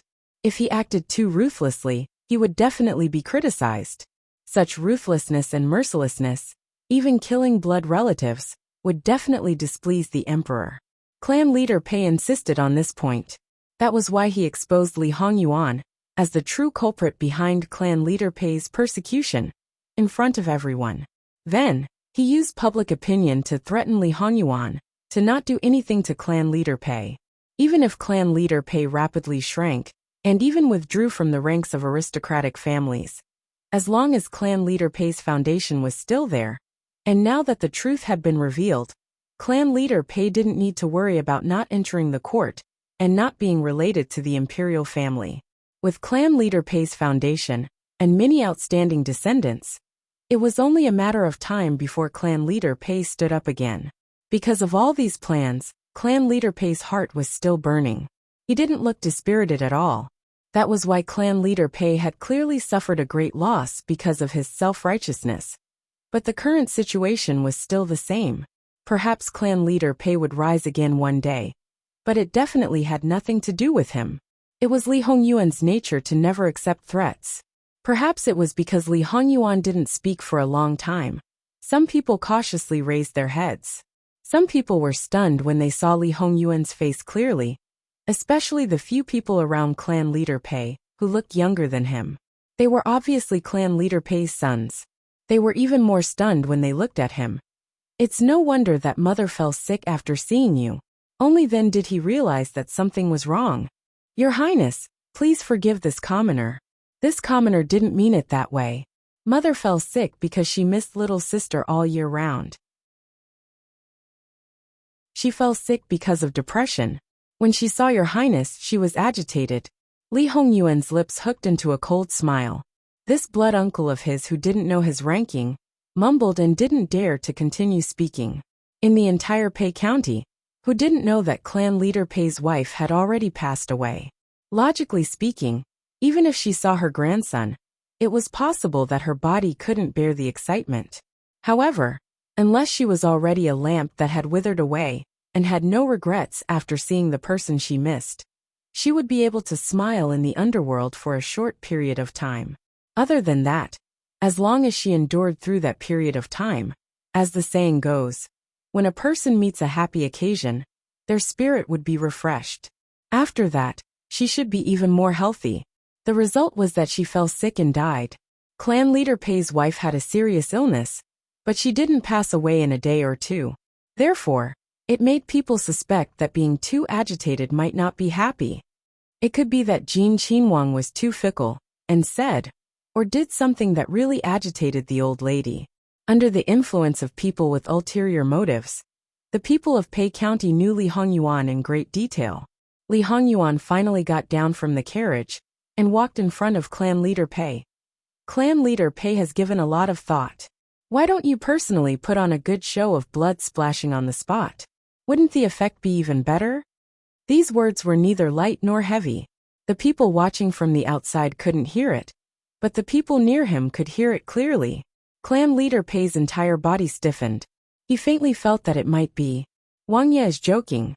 This commoner sincerely asks for forgiveness and has no other intentions. Great-grandfather really didn't have any other intentions? Wasn't it because great-grandmother's condition had greatly improved, and you deliberately stopped her medicine in order to scheme against her grandson, so that you could achieve some unspeakable goal, causing great-grandmother to be so angry that she vomited blood and died? Not far behind, Pei Xiuying, who was dressed in mourning clothes, suddenly stood up. Her voice was clear and cold as she spoke of the inside story. Her voice faintly contained suppressed pain and grief. Everyone looked at Pei Xiuying with different expressions. Naturally, most of them were shocked. Clan leader Pei didn't turn her head. She just clenched her fists. Her loose skin seemed to be stretched so tight that it was almost flat. Because her head was slightly lowered, no one could see the emotions in her eyes. Pei Xiuying's words weren't finished. That year, you didn't care about the flesh and blood relationship, and push great-grandmother out, causing great-grandmother to be heartbroken. She accompanied you by your side for decades. Even if she didn't make any contributions, she still gave birth to your children. Everyone else saw her as having limitless glory, in the backyard of a person like you who wants to control everything. What difference is there between her and that puppet? Have you ever truly given her the slightest bit of honor? Now, you don't care about the relationship between husband and wife. In order to achieve your goal, you don't hesitate to kill your wife. How can you bear to do this? Some people looked at clan leader Pei. Their eyes were a bit subtle. Speaking of which, you're a big man and also a clan leader. You have full control of the backyard, hee. According to seniority, I'm Jin Qingwang's cousin's niece. But you schemed and almost sent me to his bed. Under normal circumstances, doing this would only cause people to say a few words. However, for someone who often talks about the rules of an aristocratic family, to do this kind of thing, such a hypocritical thing, how can people despise you? Moreover, you keep telling me that I'm the most honorable daughter of an aristocratic family. I have my dignity and pride, yet you treat me like this? Is it really like some rumors that we're all playthings for your benefit, and there's not the slightest bit of emotion?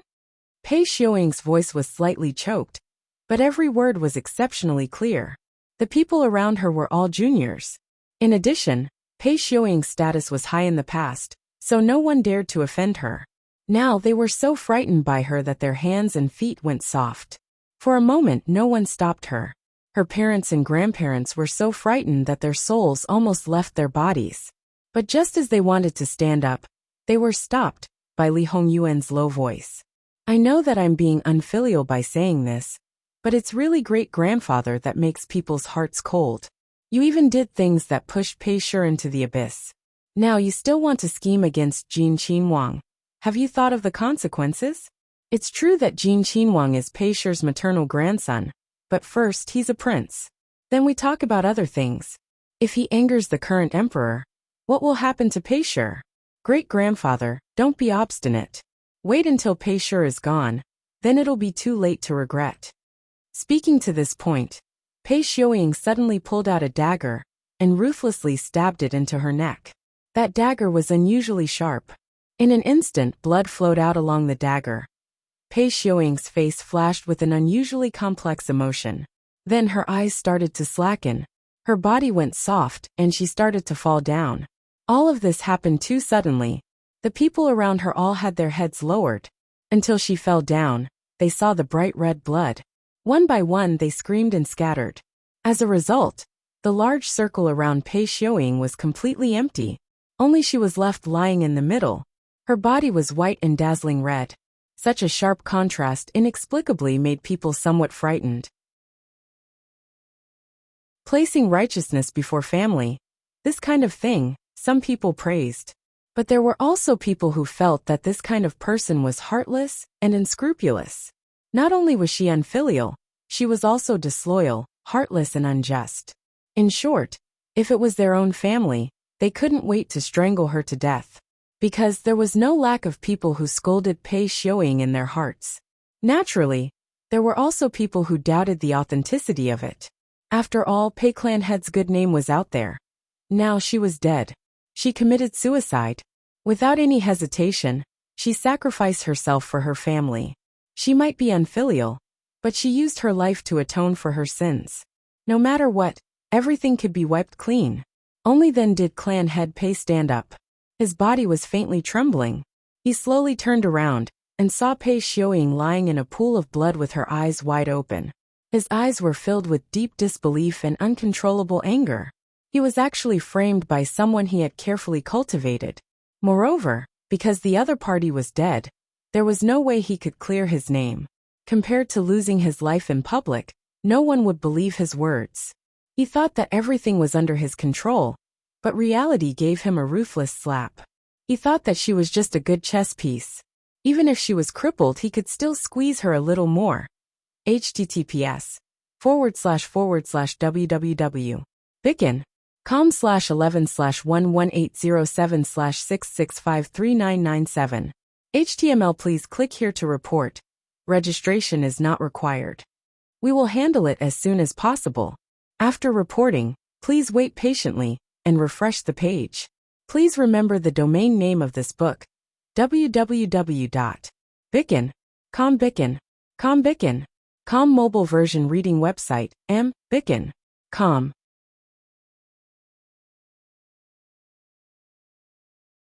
Chapter 355. How does it feel to be devoured? Li Hongyuan's slightly amused voice came from behind him, but this laughter was full of mockery.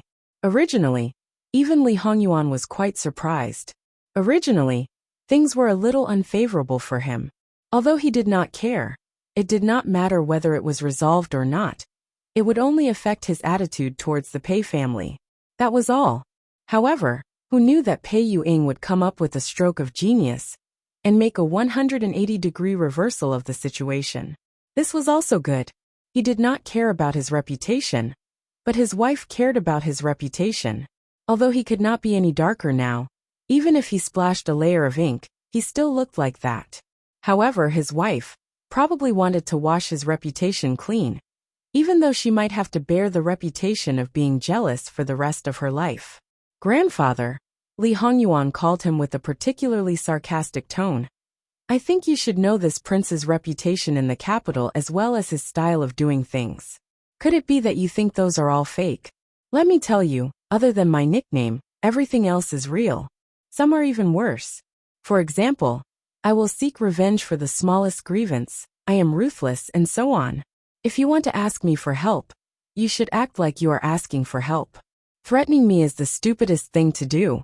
As long as the Qi Yuan is not destroyed, the Pei family will never be able to become an aristocratic family again. It is already a miracle that the descendants of the Pei family are able to become a third-rate family. As long as I am alive, I will not stop the Pei family from becoming an official. At most, they will be a fifth-rank family. Clan leader Pei's body trembled. He wanted to restore the glory of the Pei family. Compared to that, he was one step behind. If he had to die to protect the Pei family, he would not hesitate. After all, at his age, he was already considered old and had no regrets. But now, this is all because of you. Remember to repent to your ancestors. Clan leader Pei's lips trembled. Those who did not know would think that he was in disbelief or was furious. In fact, his reaction at this moment was completely different from Pei Yuying's. Even though this commoner has schemed against you many times, I did not hurt you at all. The Pei family is your blood after all. It is inevitable that you will lose your magnanimity by being so ruthless. In the future, how can you make them submit?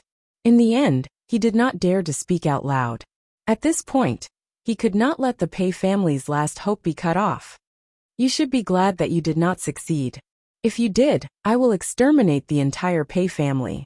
Li Hongyuan said casually, but the ruthlessness and bloodthirstiness in his words made people tremble in fear. Li Hongyuan chuckled again, but it made people's scalps go numb and their hearts turn cold. So that maternal grandfather can die a little more understanding. You shouldn't have schemed against this Princess Wangfei. The entire Pei family can't even compare to a single finger of hers. If all your schemes were directed at this prince, perhaps this prince would still be in the mood to play with you. Clan leader Pei's face trembled. I did not think that Wang Ye would be an infatuated person. You should have realized this when we were at the water stronghold. That's right. Jin Qinhuang's love for his Wangfei was not concealed in front of him. It was just that he did not believe it, and thought it was just an act. Because his initial perception was wrong. Everything that followed was wrong. In the end, he judged this grandson with the mentality of an ordinary man.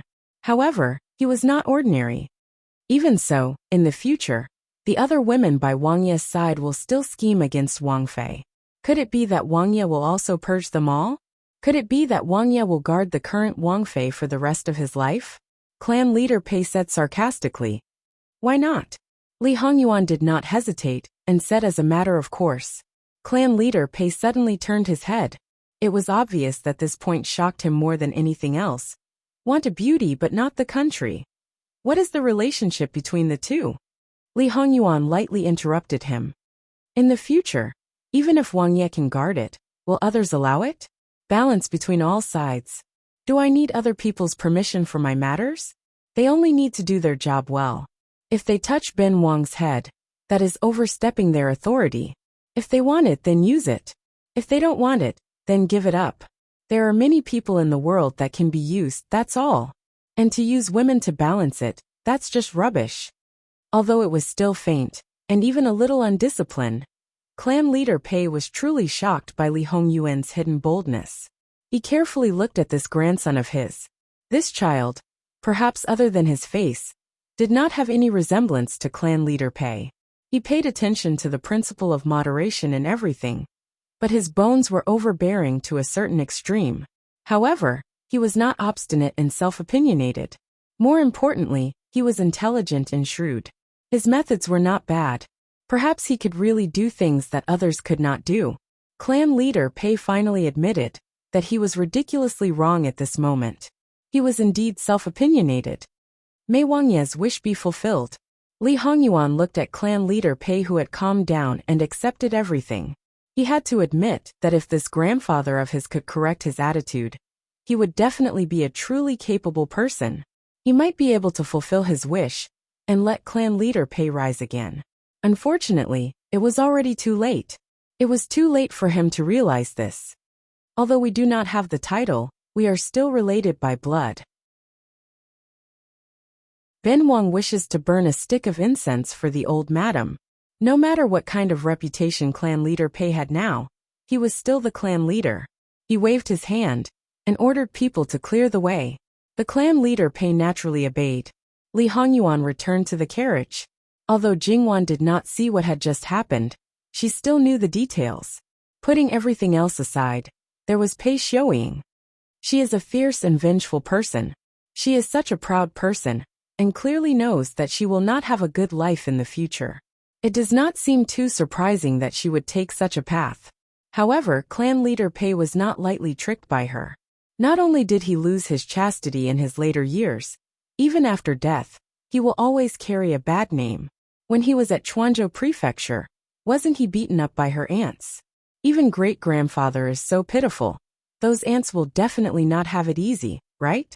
What does it have to do with us? Indeed, looking at the current situation, the following matters should be smoother than expected. Li Hongyuan nodded. Naturally, he was happy to have less trouble. When they arrived at the clan leader Pei's residence, Li Hongyuan and Jingwan alighted from the carriage and let everyone through the door.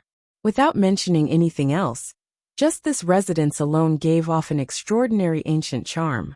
After entering the morning hall, Li Hongyuan and Jingwan burned a stick of incense. Apart from that, they did not say or do anything else.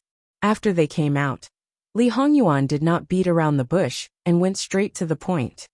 The clan leader Pei's ancestors have passed down an order for you to hand over all the things that you have kept well. Clan leader Pei was stunned. He probably did not expect Li Hongyuan to ask for those things. His mind raced.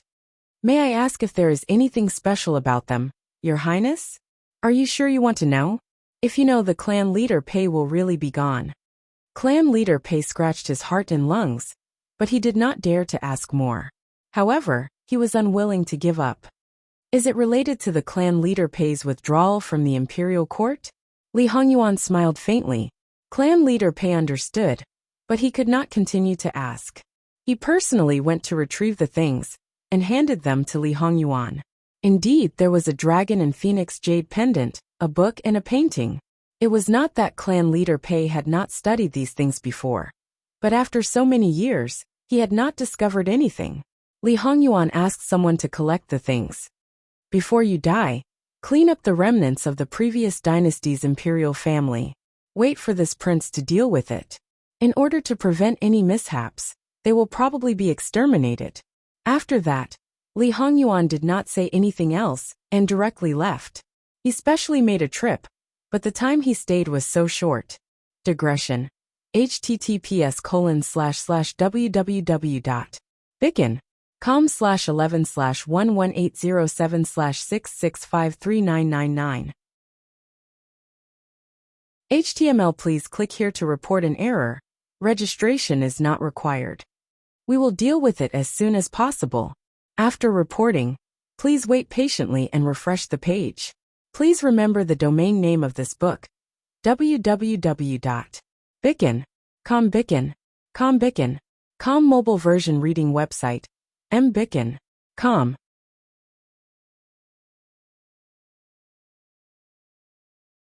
Chapter 356. Thinking about it, we have been away from the capital for half a year. Returning to the capital again, there is a reluctance to part with the freedom and unrestrained, but there is also a deep longing for our loved ones. However, the time we have been away is not short. The feeling of returning home is also a pleasant one. Jingwan sat next to Li Hongyuan and said with a chuckle, perhaps it was because, although most of the main road was in the water, the total amount of time spent in the carriage far exceeded that.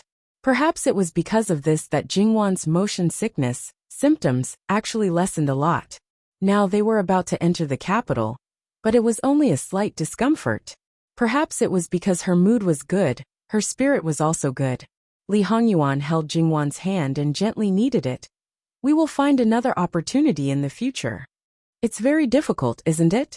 This time, it can be considered a coincidence. As a Qin Wang or Jun Wang, under normal circumstances, they were not allowed to leave the capital without an imperial edict. If they were to leave the capital by imperial edict, it would usually be for official business. A certain person had no power or influence. Opportunities are always created by people. Just like this time, when he started to plan this matter, his first goal was to take his wife out for a stroll. This time, it took far more time than expected. There should be a lot of impeachment in the court, right?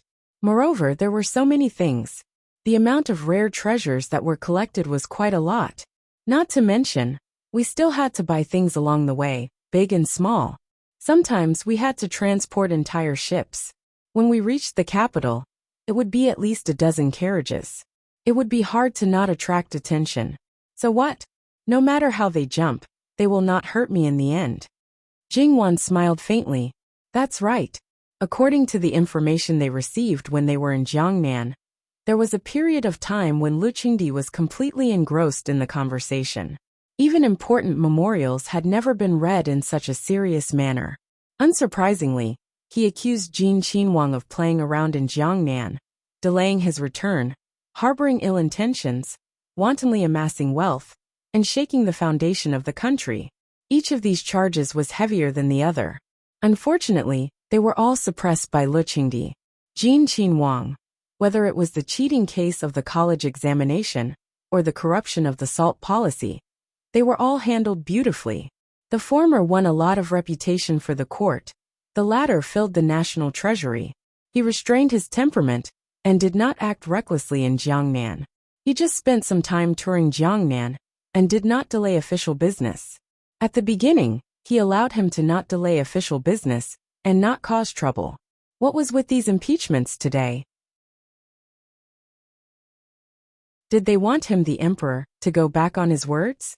Lu Qingdi might not be the kind of emperor who made arbitrary decisions, but he was also not a puppet emperor who was pinched in the palm of someone else's hand. In the end, he still held real power.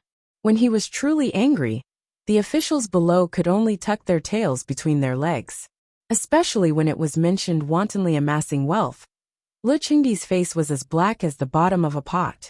Excluding the gold and silver ingots that were directly transported out of the treasury, the total amount of gold and silver ingots that entered the capital's national treasury was more than 20 million taels of silver. And the wealth that Jingwan obtained in the Jiangnan Mountains, after conversion, was more than 50 million taels of silver. It should be known that the annual tax revenue of the entire Jiangnan was only slightly more than 10 million taels of silver. The treasury, Jin Qinwang had reported to him, and Jingwan had reported to him. In other words, his son went to Jiangnan and plagiarized nearly 80 million taels of wealth. Where did this money come from? At least 99% of it was from stuffing his own pockets. At the beginning, when it was reported that it was more than 10 million taels, it made him furious. But now, he really wanted to disregard everything and behead the entire family of those officials. The local officials had close ties with the capital and went through relationships. He didn't know if these people were giving filial gifts to the princes. How could it be that it was only a mere 10 million taels? Each and every one of them now jumped out and said that old Sixth and his wife were amassing wealth. Lu Qingdi couldn't wait to slap them to death. Lu Qingdi used various reasons to deal with people in the court. Many people were demoted, their salaries were deducted, and the princes who were conferred the title of prince when they reached adulthood all suffered. All of them restrained themselves again and again for fear of angering Lu Qingdi. And when Lu Qingdi saw that they were acting timidly, he couldn't help but be angry. It was simply a vicious cycle. When Li Hongyuan told these things to Jingwan gloated a little. Moreover, after they left the Pei family, they further compressed the Pei family. In order to survive, the Pei family basically gave up more than half of their heritage collection. Moreover, the price was so low that it made people unable to restrain their anger. Finally, the head of the Pei family fell ill and couldn't take it anymore. But even so, he secretly executed the descendants of the previous dynasty. In order to control them better, this branch could be said to be a single descendant, so it was not difficult to deal with them. Li Hongyuan also stopped at this time. In addition, Li Hongyuan also sent people to clean up the remnants of the previous dynasty. Without a leader, coupled with the failure to kill Li Hongyuan in the Quanzhou prefecture, and the shock of Li Hongyuan's bloody methods, they basically became a sheet of loose sand. The main thing was that some people were killed, and the rest were not to be feared. These things were more or less dealt with, and basically became a more regular daily. When there was a special situation, special treatment would be done. After that, it was basically sightseeing. And from one day, Jingwan started to buy all kinds of things. After all, Jiangnan was rich, and there were definitely many good things. It was already the beginning of October when they returned to the capital. When they left the capital, it was the beginning of April, and it was spring. When they returned, it was winter. When they left, it was naturally a grand occasion. Of course, the people who came back were all present. Undoubtedly, all the officials of Quanzhou were already in place. None of the temporary officials stayed behind. After being busy outside for so long, returning to the capital should have been a joyous occasion. Unfortunately, most of them were not in good spirits. They were even more dispirited than Jingwan, who had motion sickness. Previously, Li Hongyuan had already changed into the imperial robes of a prince, but Jingwan did not wear the imperial robes. At the city gate, several adult princes and the sickly fifth prince welcomed their brother back. Li Hongyuan even gave them face. He alighted from the carriage and exchanged a few words with them. And naturally, they brought Lu Qingdi's verbal order, asking him to go back to the prince's mansion to recuperate. It would not be too late to go to the palace tomorrow. Li Hongyuan had never been polite to Lu Qingdi. He would not show any resistance and go to the palace in a travel-worn state. Therefore, he swung his sleeves, turned around, got into the carriage, and left these brothers behind. As for these princes, they could only twitch the corners of their mouths and endure it. This person's bad temper had not changed at all. He was arrogant and did not take these brothers seriously. However, their main target was not them, but the accompanying officials. Although they kept exchanging letters, in fact, they could not know too much from these letters. Naturally, they had to ask in detail. Of course, these officials were not as lucky as Li Hongyuan. They had to go to the palace to meet the emperor and report their trip. With so many people, it would take a lot of time for Lu Qingdi to ask them one by one. But they did not dare to go to the palace in batches. Even if it was not their turn today, they had to go to the palace and wait obediently. This was not a mental tiredness, but a physical tiredness. As for Jin Qinhuang Fu, because they had already received the news, the steward of the Fu had long been waiting at the gate. A dark mass of people knelt to welcome them. Naturally, no one paid attention to them. Returning to the main courtyard, Jingwan suddenly felt that her bones had softened. She sat down and leaned against the big pillow, not wanting to move. The servant girls were busy, but it was something that they were used to doing. Because only Gong Mama and 2 senior servant girls were left to serve Jingwan, the others had returned to the capital first. At this moment, everything was in order. as if the masters of this fu had never left for a moment. The back of Li Hongyuan's hand gently brushed Jingwan's cheek, with a bit of pity. Wan, go soak in a hot bath and relax. Then let Gong Mama help you loosen your bones. Rest well today. I reckon that there will be a lot of work tomorrow. Jingwan nodded her head. Wasn't that right? When she went to Jiangnan together, it could be considered as sneaking away. Before leaving, she had married off all of her husband's personal servant girls. These were all crimes. The number of people who wanted to settle accounts with her was not a small number. As the genuine mother-in-law, noble consort Su, she needed to be 120% alert. https://www.bicken.com/11/11807/66540002. HTML chapter error. Click here to report. No registration required. We will deal with it as soon as possible. After reporting, please wait patiently and refresh the page. Please remember the domain name of this book. www.bicken.com. Bikago mobile reading website, mbicken.com.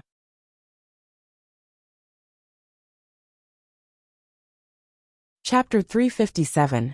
Jingwan held Li Hongyuan's hand and rubbed it coquettishly. She smiled faintly and said, Noble consort Su is a loving mother and a good mother-in-law. How could she make things difficult for me? Yes, she's a good mother-in-law. The other brothers have been in deep trouble recently, and third imperial brother is no exception. Although the imperial noble consort is still favored, she is already old. Imperial father is staying at her place, and she has to find someone else to serve her. She doesn't even have a chance to sway him. Right now is the critical period of fighting for the throne. In order to balance things out, imperial father is suppressing noble consort Su. At this time, she doesn't dare to say anything. Each and every one of them wants this prince to divert imperial father's attention. Moreover, I have evidence of those good brothers receiving many benefits from Jiangnan. As long as you're smart, you should be tactful. I'm going to visit imperial father tomorrow, and it won't be a short time. If noble consort Su deliberately makes things difficult for you, you might as well tell her a little. Third imperial brother is her lifeblood. No matter how angry she is, she can only be pleasant to you. Noble consort Su originally took good care of herself, and later, she received the skincare products from Jingwan.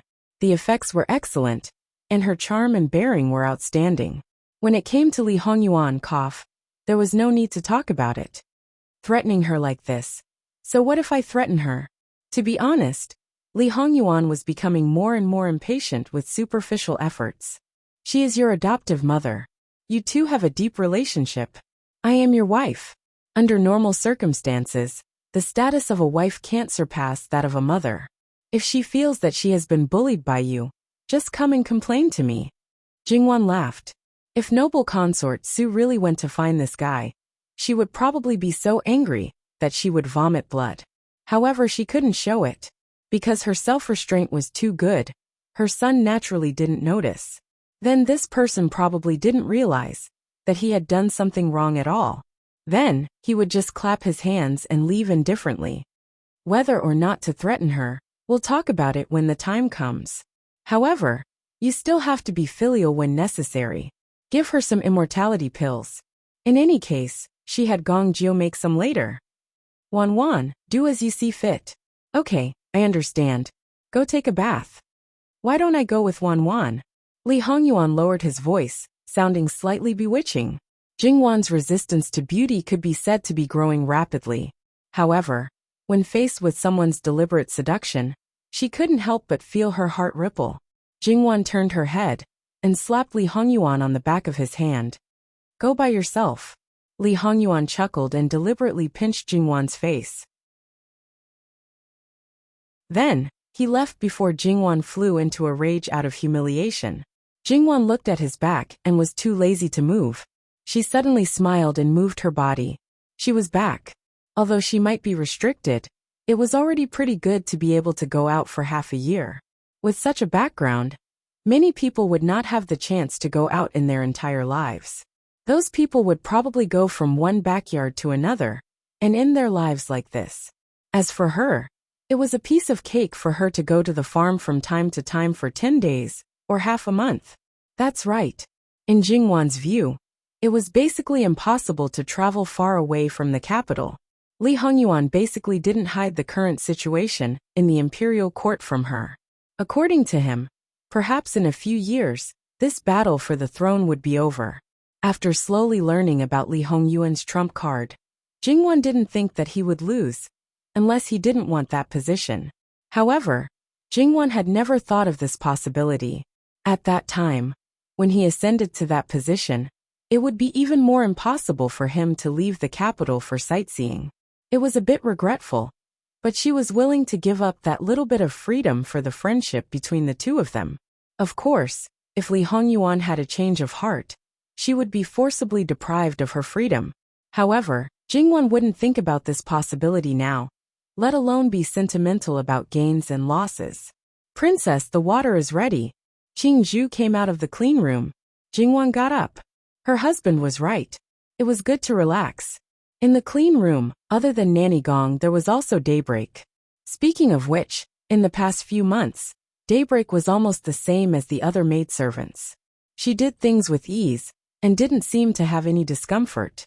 Compared to the beginning, her personality was much more lively, and she smiled from the bottom of her heart more often. In short, she seemed to be less fairy, and more human. She got along better with everyone. However, Daybreak was a talented woman. She didn't have a problem with the things a talented woman should have. It was also not a problem for her to learn some rules when serving others. But in the aspect of needlework, she was a bit lacking. Moreover, in a place of prostitution, she probably didn't have the time to train girls in needlework. Jingwan's 6 senior maidservants all knew how to needlework. It was just a matter of whether they were good or bad at it. However, even the worst Mei was 30% proficient in needlework. When Daybreak started to learn needlework, her delicate hands suffered, and her fingers were pricked countless times. Other people felt the pain when they saw it. Jingwan told her to stop learning, but Daybreak's stubbornness flared up. She stubbornly insisted on learning needlework. Until now, she had made some progress, and it was no longer pricking her hands. Daybreak, hum a song for me. Jingwan leaned on the edge of the tub and said. Daybreak chuckled, yes. Daybreak naturally wanted to give up on her previous life. However, she didn't mind singing, playing the zither, and dancing with Jingwan at all. Daybreak's voice was very pleasant to listen to. Moreover, she could change her voice. Thus, she could sing many different songs with different flavors. Daybreak's voice was not loud at this time. It was gentle and soothing to listen to. It made people feel more relaxed. After the bath, Nanny Gong did some maintenance for Jingwan. Her bones were loose all over her body. Then she fell asleep just like that. Nanny Gong was about to carry Jingwan out when Li Hongyuan happened to lift the curtain and come in. They hurriedly bowed. Under normal circumstances, they would be ignored, and this time was no exception. Li Hongyuan carried Jingwan out and directly placed her on the bed. He lay down beside her and was probably preparing to take a nap. After all, it was not night time. This nap would only last for 2 hours. Jingwan came back to her senses. Li Hongyuan wanted to continue to stick to Jingwan. He hadn't returned to the capital for a long time, and had a lot of things to do. Therefore, he was not polite and asked to leave. Jingwan's main task was to tidy up the things she bought later. As for the things she received, except for a very small portion that was intercepted by Li Hongyuan, Jingwan was too lazy to ask about the rest. Li Hongyuan had seen and used too many good things in his life. There were very few things that could catch his eye. Jingwan just took a look at the list. She didn't know if she didn't see it. When she saw it, she was really shocked. It seemed that she had bought too many things. Jingwan was a little speechless. However, as the saying goes, one's own sin must be dealt with properly. The original purpose of buying these things was to give them away. Naturally, they were all high-quality things. If she bought too many things, she would give more when she gave them away. Well, it was settled.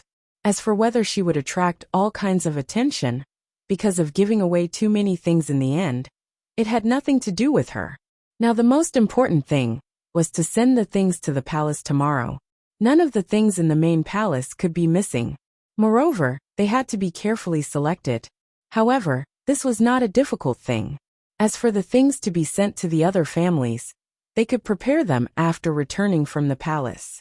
What Li Hongyuan needed to prepare was naturally to make things difficult for Lu Qingdi again. To be honest, according to Li Hongyuan's ability to cheat lousy, if he did it 2 more times, Lu Qingdi's lifespan would definitely be shortened. In fact, at this moment, Lu Qingdi's heart could not be any more stifled. And those officials, whether they were reporting work or listening at the side, their legs were soft and their hearts were trembling. There was no other reason. It was because there were many things that they did not know. Lu Qingdi knew more than them. Lu Qingdi smashed the teacup, the booklet, the inkstone, and almost even the imperial jade seal. Among the accompanying officials, except for those officials who were not qualified to stand in front of Lu Qingdi, only Yu Zhongqing and Li Suyan were calm. They were dressed in official robes and carried a sword at their waist. They both thought of Jin Qinhuang. These people, before they even entered Jiangnan, they were all sent out by Jin Qinhuang. Don't know if it was a coincidence or not, but none of these people were clean. Basically, they were all carrying missions. As a matter of fact, many of them were caught by the black-robed guards. Therefore, for this mission, not to mention merit, it would be good if they were not demoted by 3 ranks and had their salary deducted for 3 years.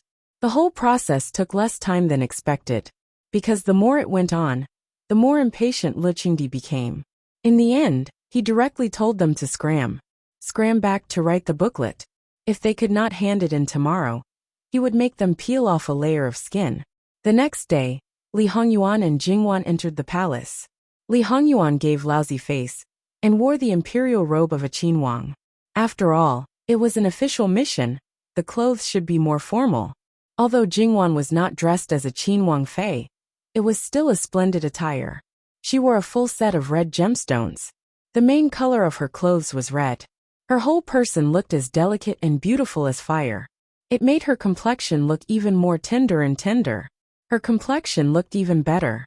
This appearance was absolutely eye-catching for the harem that entered the same abyss of suffering.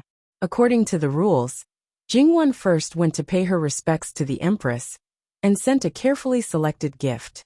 Not to mention other things, for women in the harem, who did not need to give birth to children, the ageless pill was definitely something that could not be refused. Of course, Jingwan generously sent the prescription up. It was clearly stated above. If the empress was not at ease with the things she sent, she would directly let someone check the prescription. The empress smiled and praised her. The husband and wife had put in a lot of effort and so on.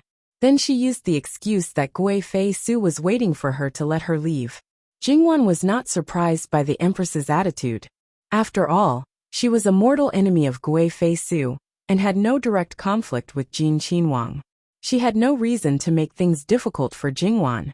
Jingwan did not know that when the empress saw her, she once again regretted that she could not become her daughter-in-law. It should be known that Kong Qinhuang's stepfii had not been found yet.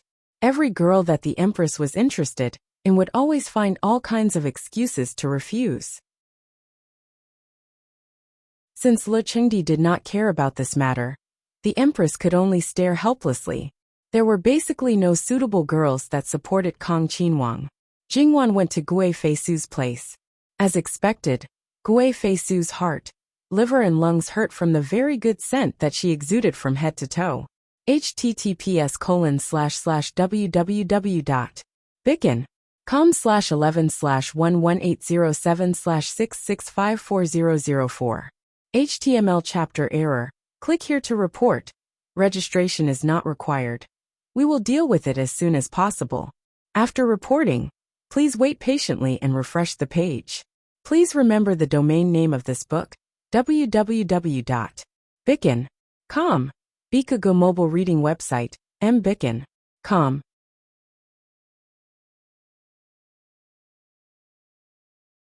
Chapter 358.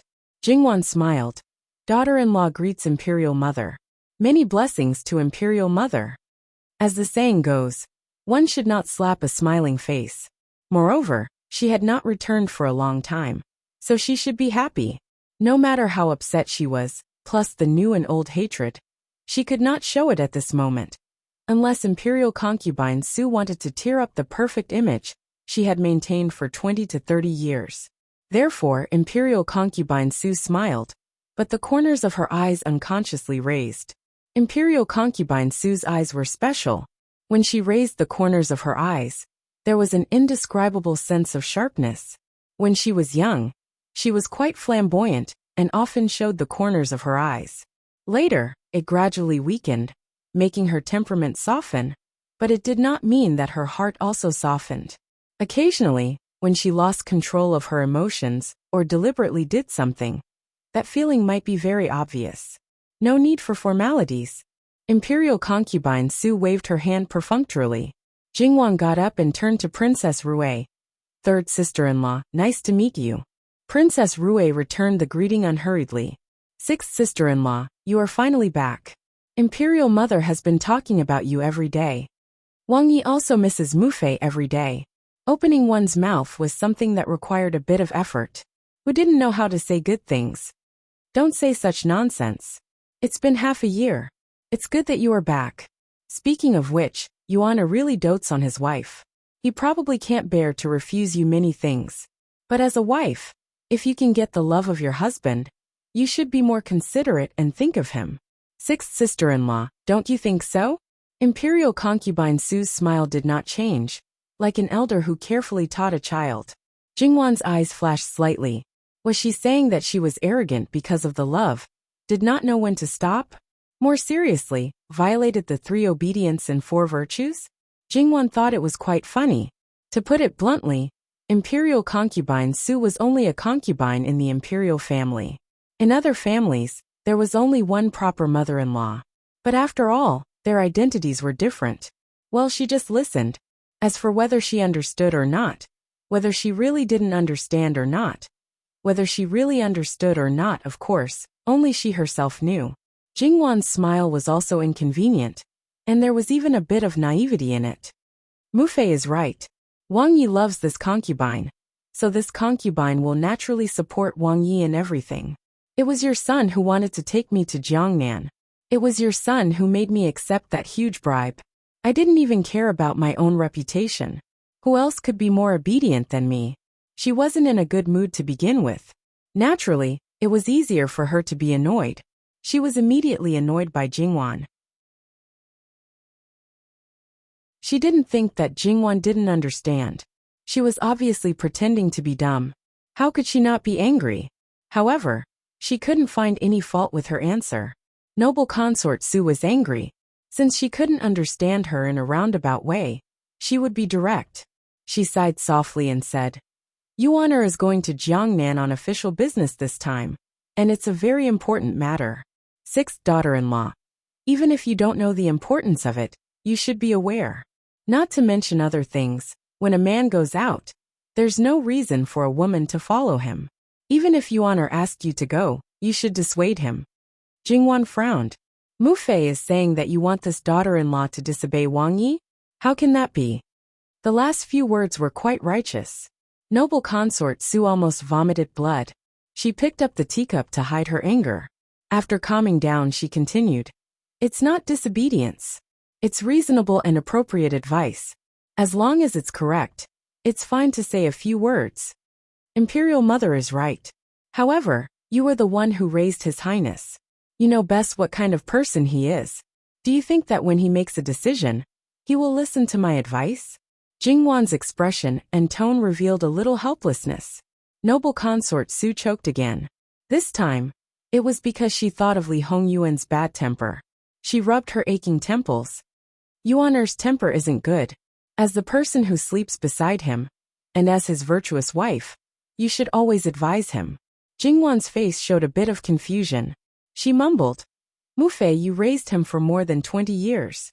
Wang Ye's current temperament. It's all because of you. Moreover, it's fine to say a few words occasionally, but at this time, don't you usually say that you're married?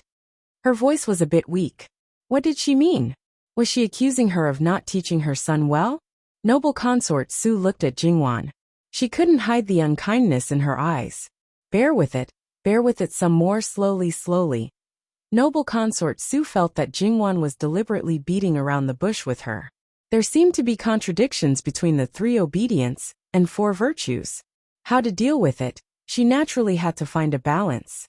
But if she really wanted to argue, she couldn't. If she continued, this Luosher would definitely continue to talk nonsense with her. She suddenly found that this old 6th daughter-in-law was much more difficult to deal with than old 3rd daughter-in-law. But now, the emperor paid more attention to the Minister of Personnel Affairs. She had to consider her attitude towards Luosher. Not to mention, she also had to consider Yuan'er. Yuan'er seemed to have some feelings for this woman. In short, if you encounter this kind of thing in the future, don't go with him. Next time? Wang Yu will have a chance to leave the capital next time? Jingwan was a bit confused and a bit sad. This time, noble consort Su was choked speechless. Jin Qinhuang's situation was known by the whole capital. Princess Rui, who acted as a background on the side, didn't change her expression, but she couldn't help but be speechless in her heart. This 6th sister-in-law was too powerful. Her mother was indeed a kind mother-in-law, but when she faced her, she was very frightened. This 6th sister-in-law dared to play dumb and choked her until she couldn't speak. But she couldn't lose her temper. You've been in Jiangnan for so long. Tell Ben Gong, what have you encountered? Noble consort Su stiffly changed the topic. It's hard to say.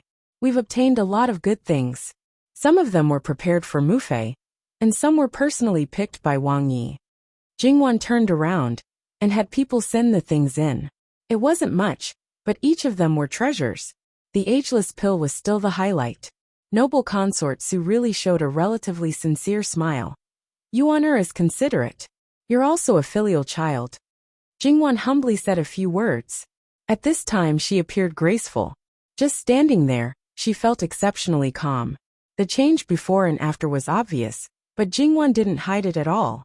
Noble consort Su didn't want to bother about this anymore. But she also put down the ageless pill. Her expression also faded a lot. After all, as far as she knew, this daughter-in-law had received a lot of good things in Jiangnan. Perhaps the things that were given to her were all good, but definitely not one of them came from those things. Her face became serious. Lao Lu daughter-in-law, Ben Gong heard that you wantonly accepted bribes in Jiangnan. This matter has been abuzz both inside and outside the court. Is this true? Jingwan's expression didn't change. It's true. Ready-made gold and silver, plus gold and silver notes, as well as all kinds of rare treasures.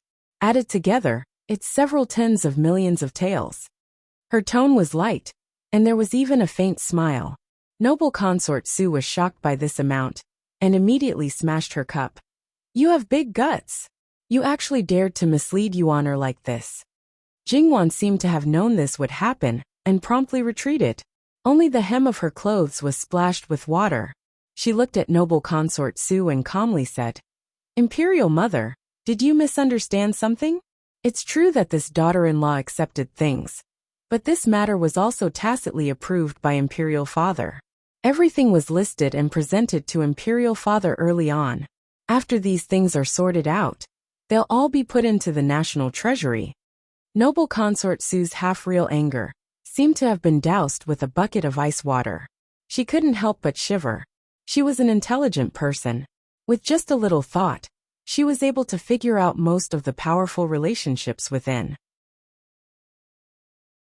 Then, she thought back to the time when the courtiers, Xin Yuan'er and her husband, were at their fiercest.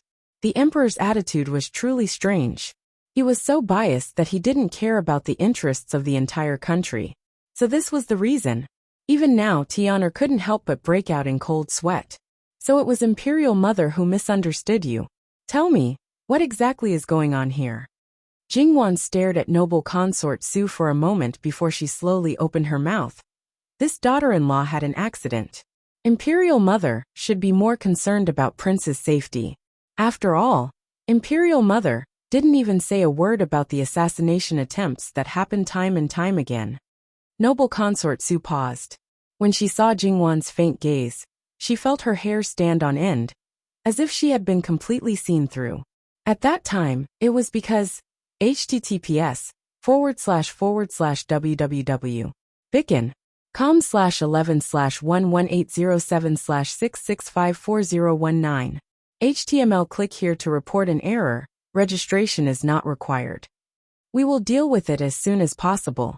After reporting, please wait patiently and refresh the page. Please remember the domain name of this book: www.bicken.com. Bicken.com Mobile Edition.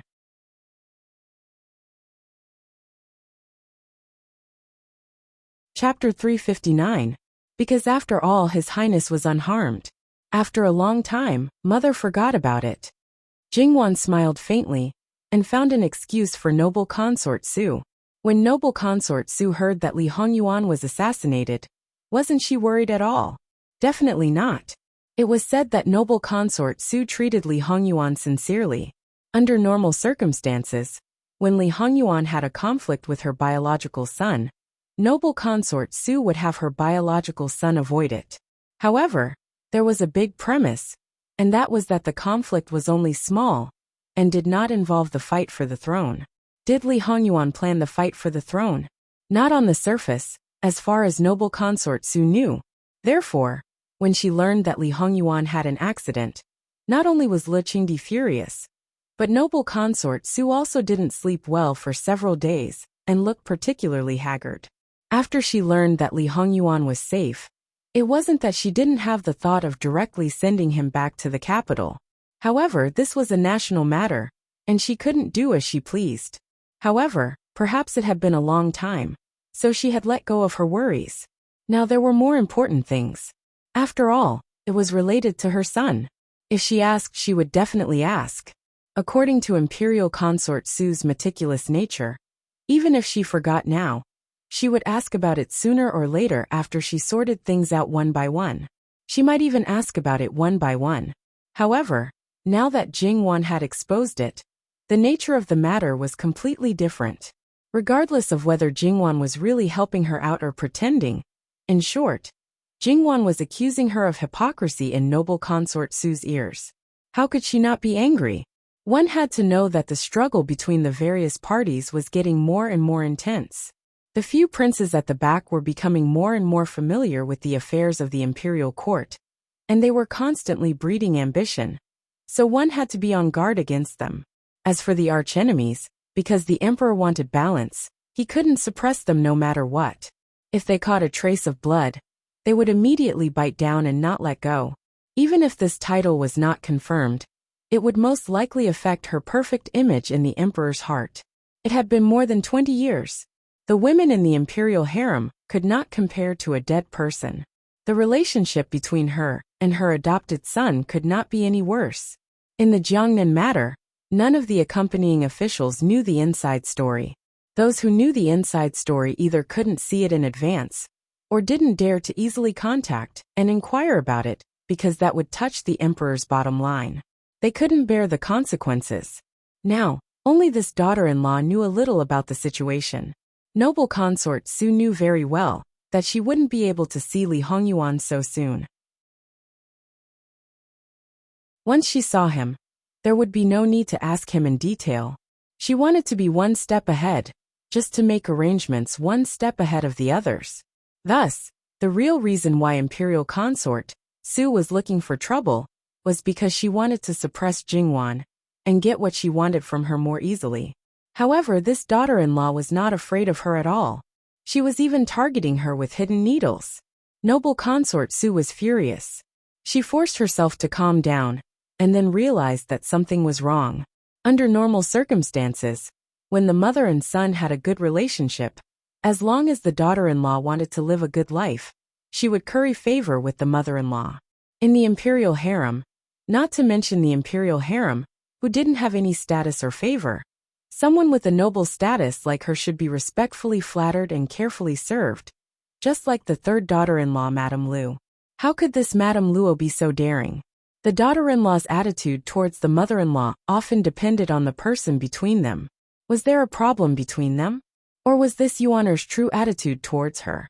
The former? This daughter-in-law's complexion was excellent and cheerful. No matter how one looked at it, it didn't seem like there was a problem. The latter? It seemed even more impossible.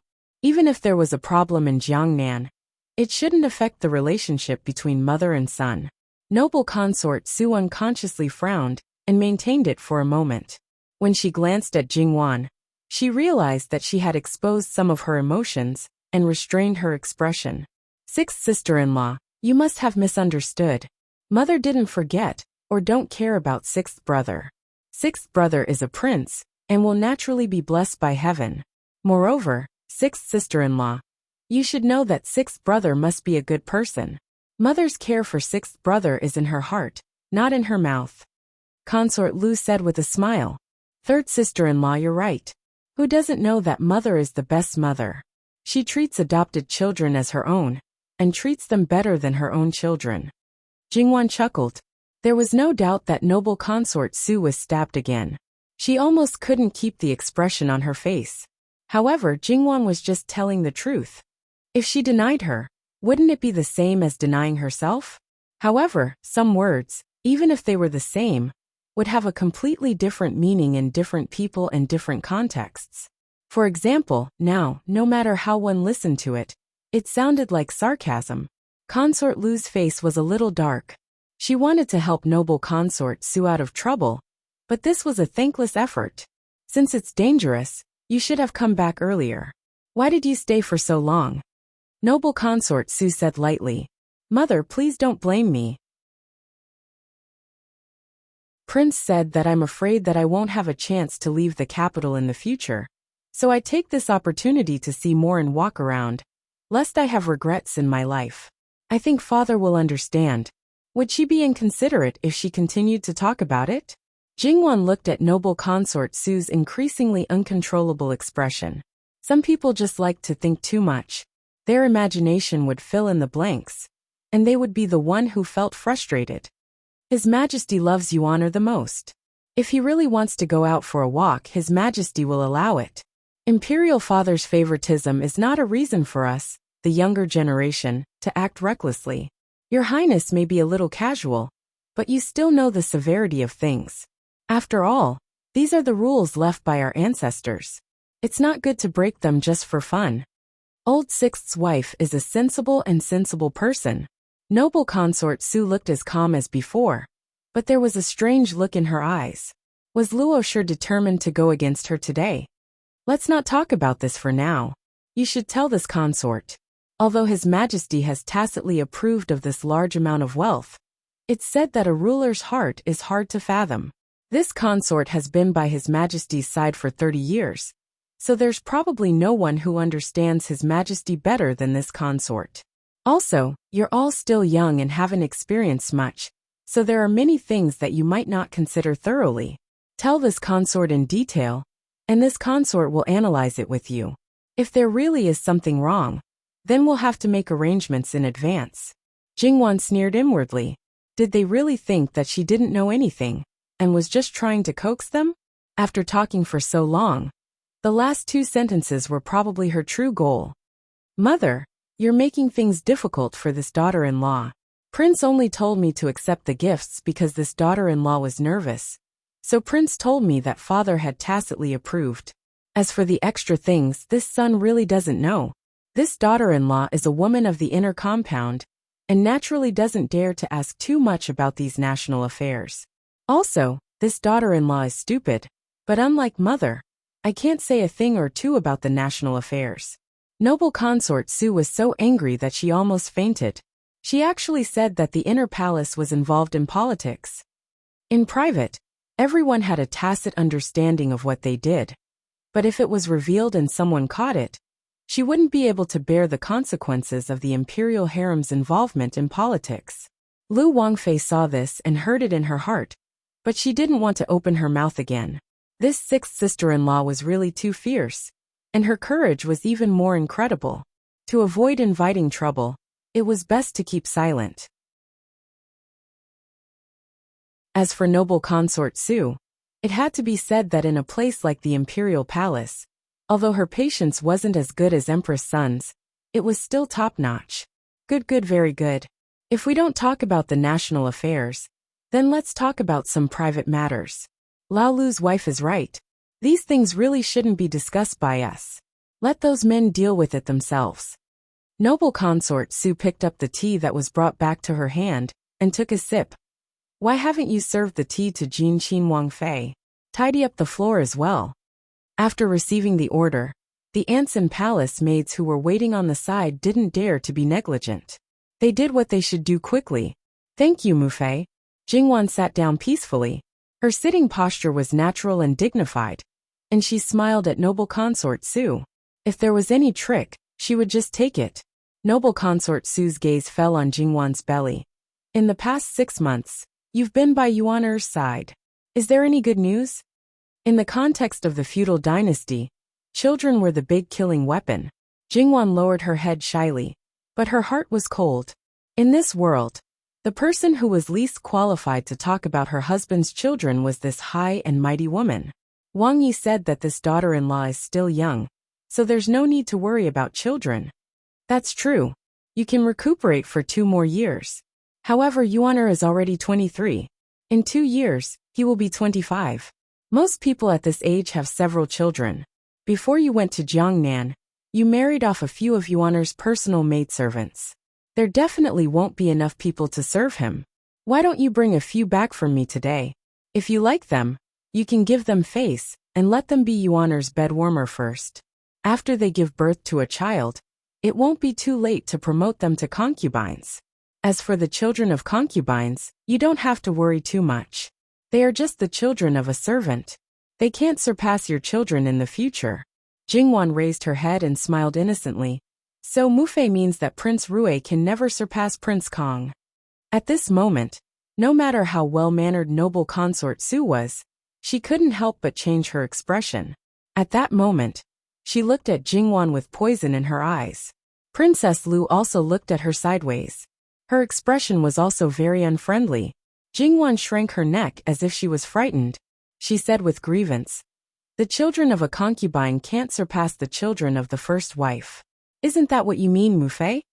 Her eyes were really tit for tat with noble consort Su. "How can you compare them?" Princess Lu said coldly. "Mufei means that I can give birth to children." She emphasized the last 3 words. "Sister-in-law, do you mean that the children of princes' concubines can surpass my children in the future?" "I just came back home yesterday, and I heard that the 2 concubines of Prince Rui are full. You have to work hard, Mufei," Jingwan said with a smile.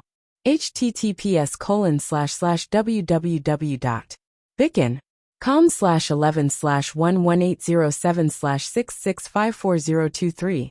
HTML. Please click here to report. Registration is not required. We will deal with it as soon as possible. After reporting, please wait patiently and refresh the page. Please remember the domain name of this book, www.bicken.com. Bikugo mobile reading website, mbicken.com. You're tuning in to the Earbook Haven YouTube channel. Don't forget to subscribe and join us on this journey to catch the most captivating stories.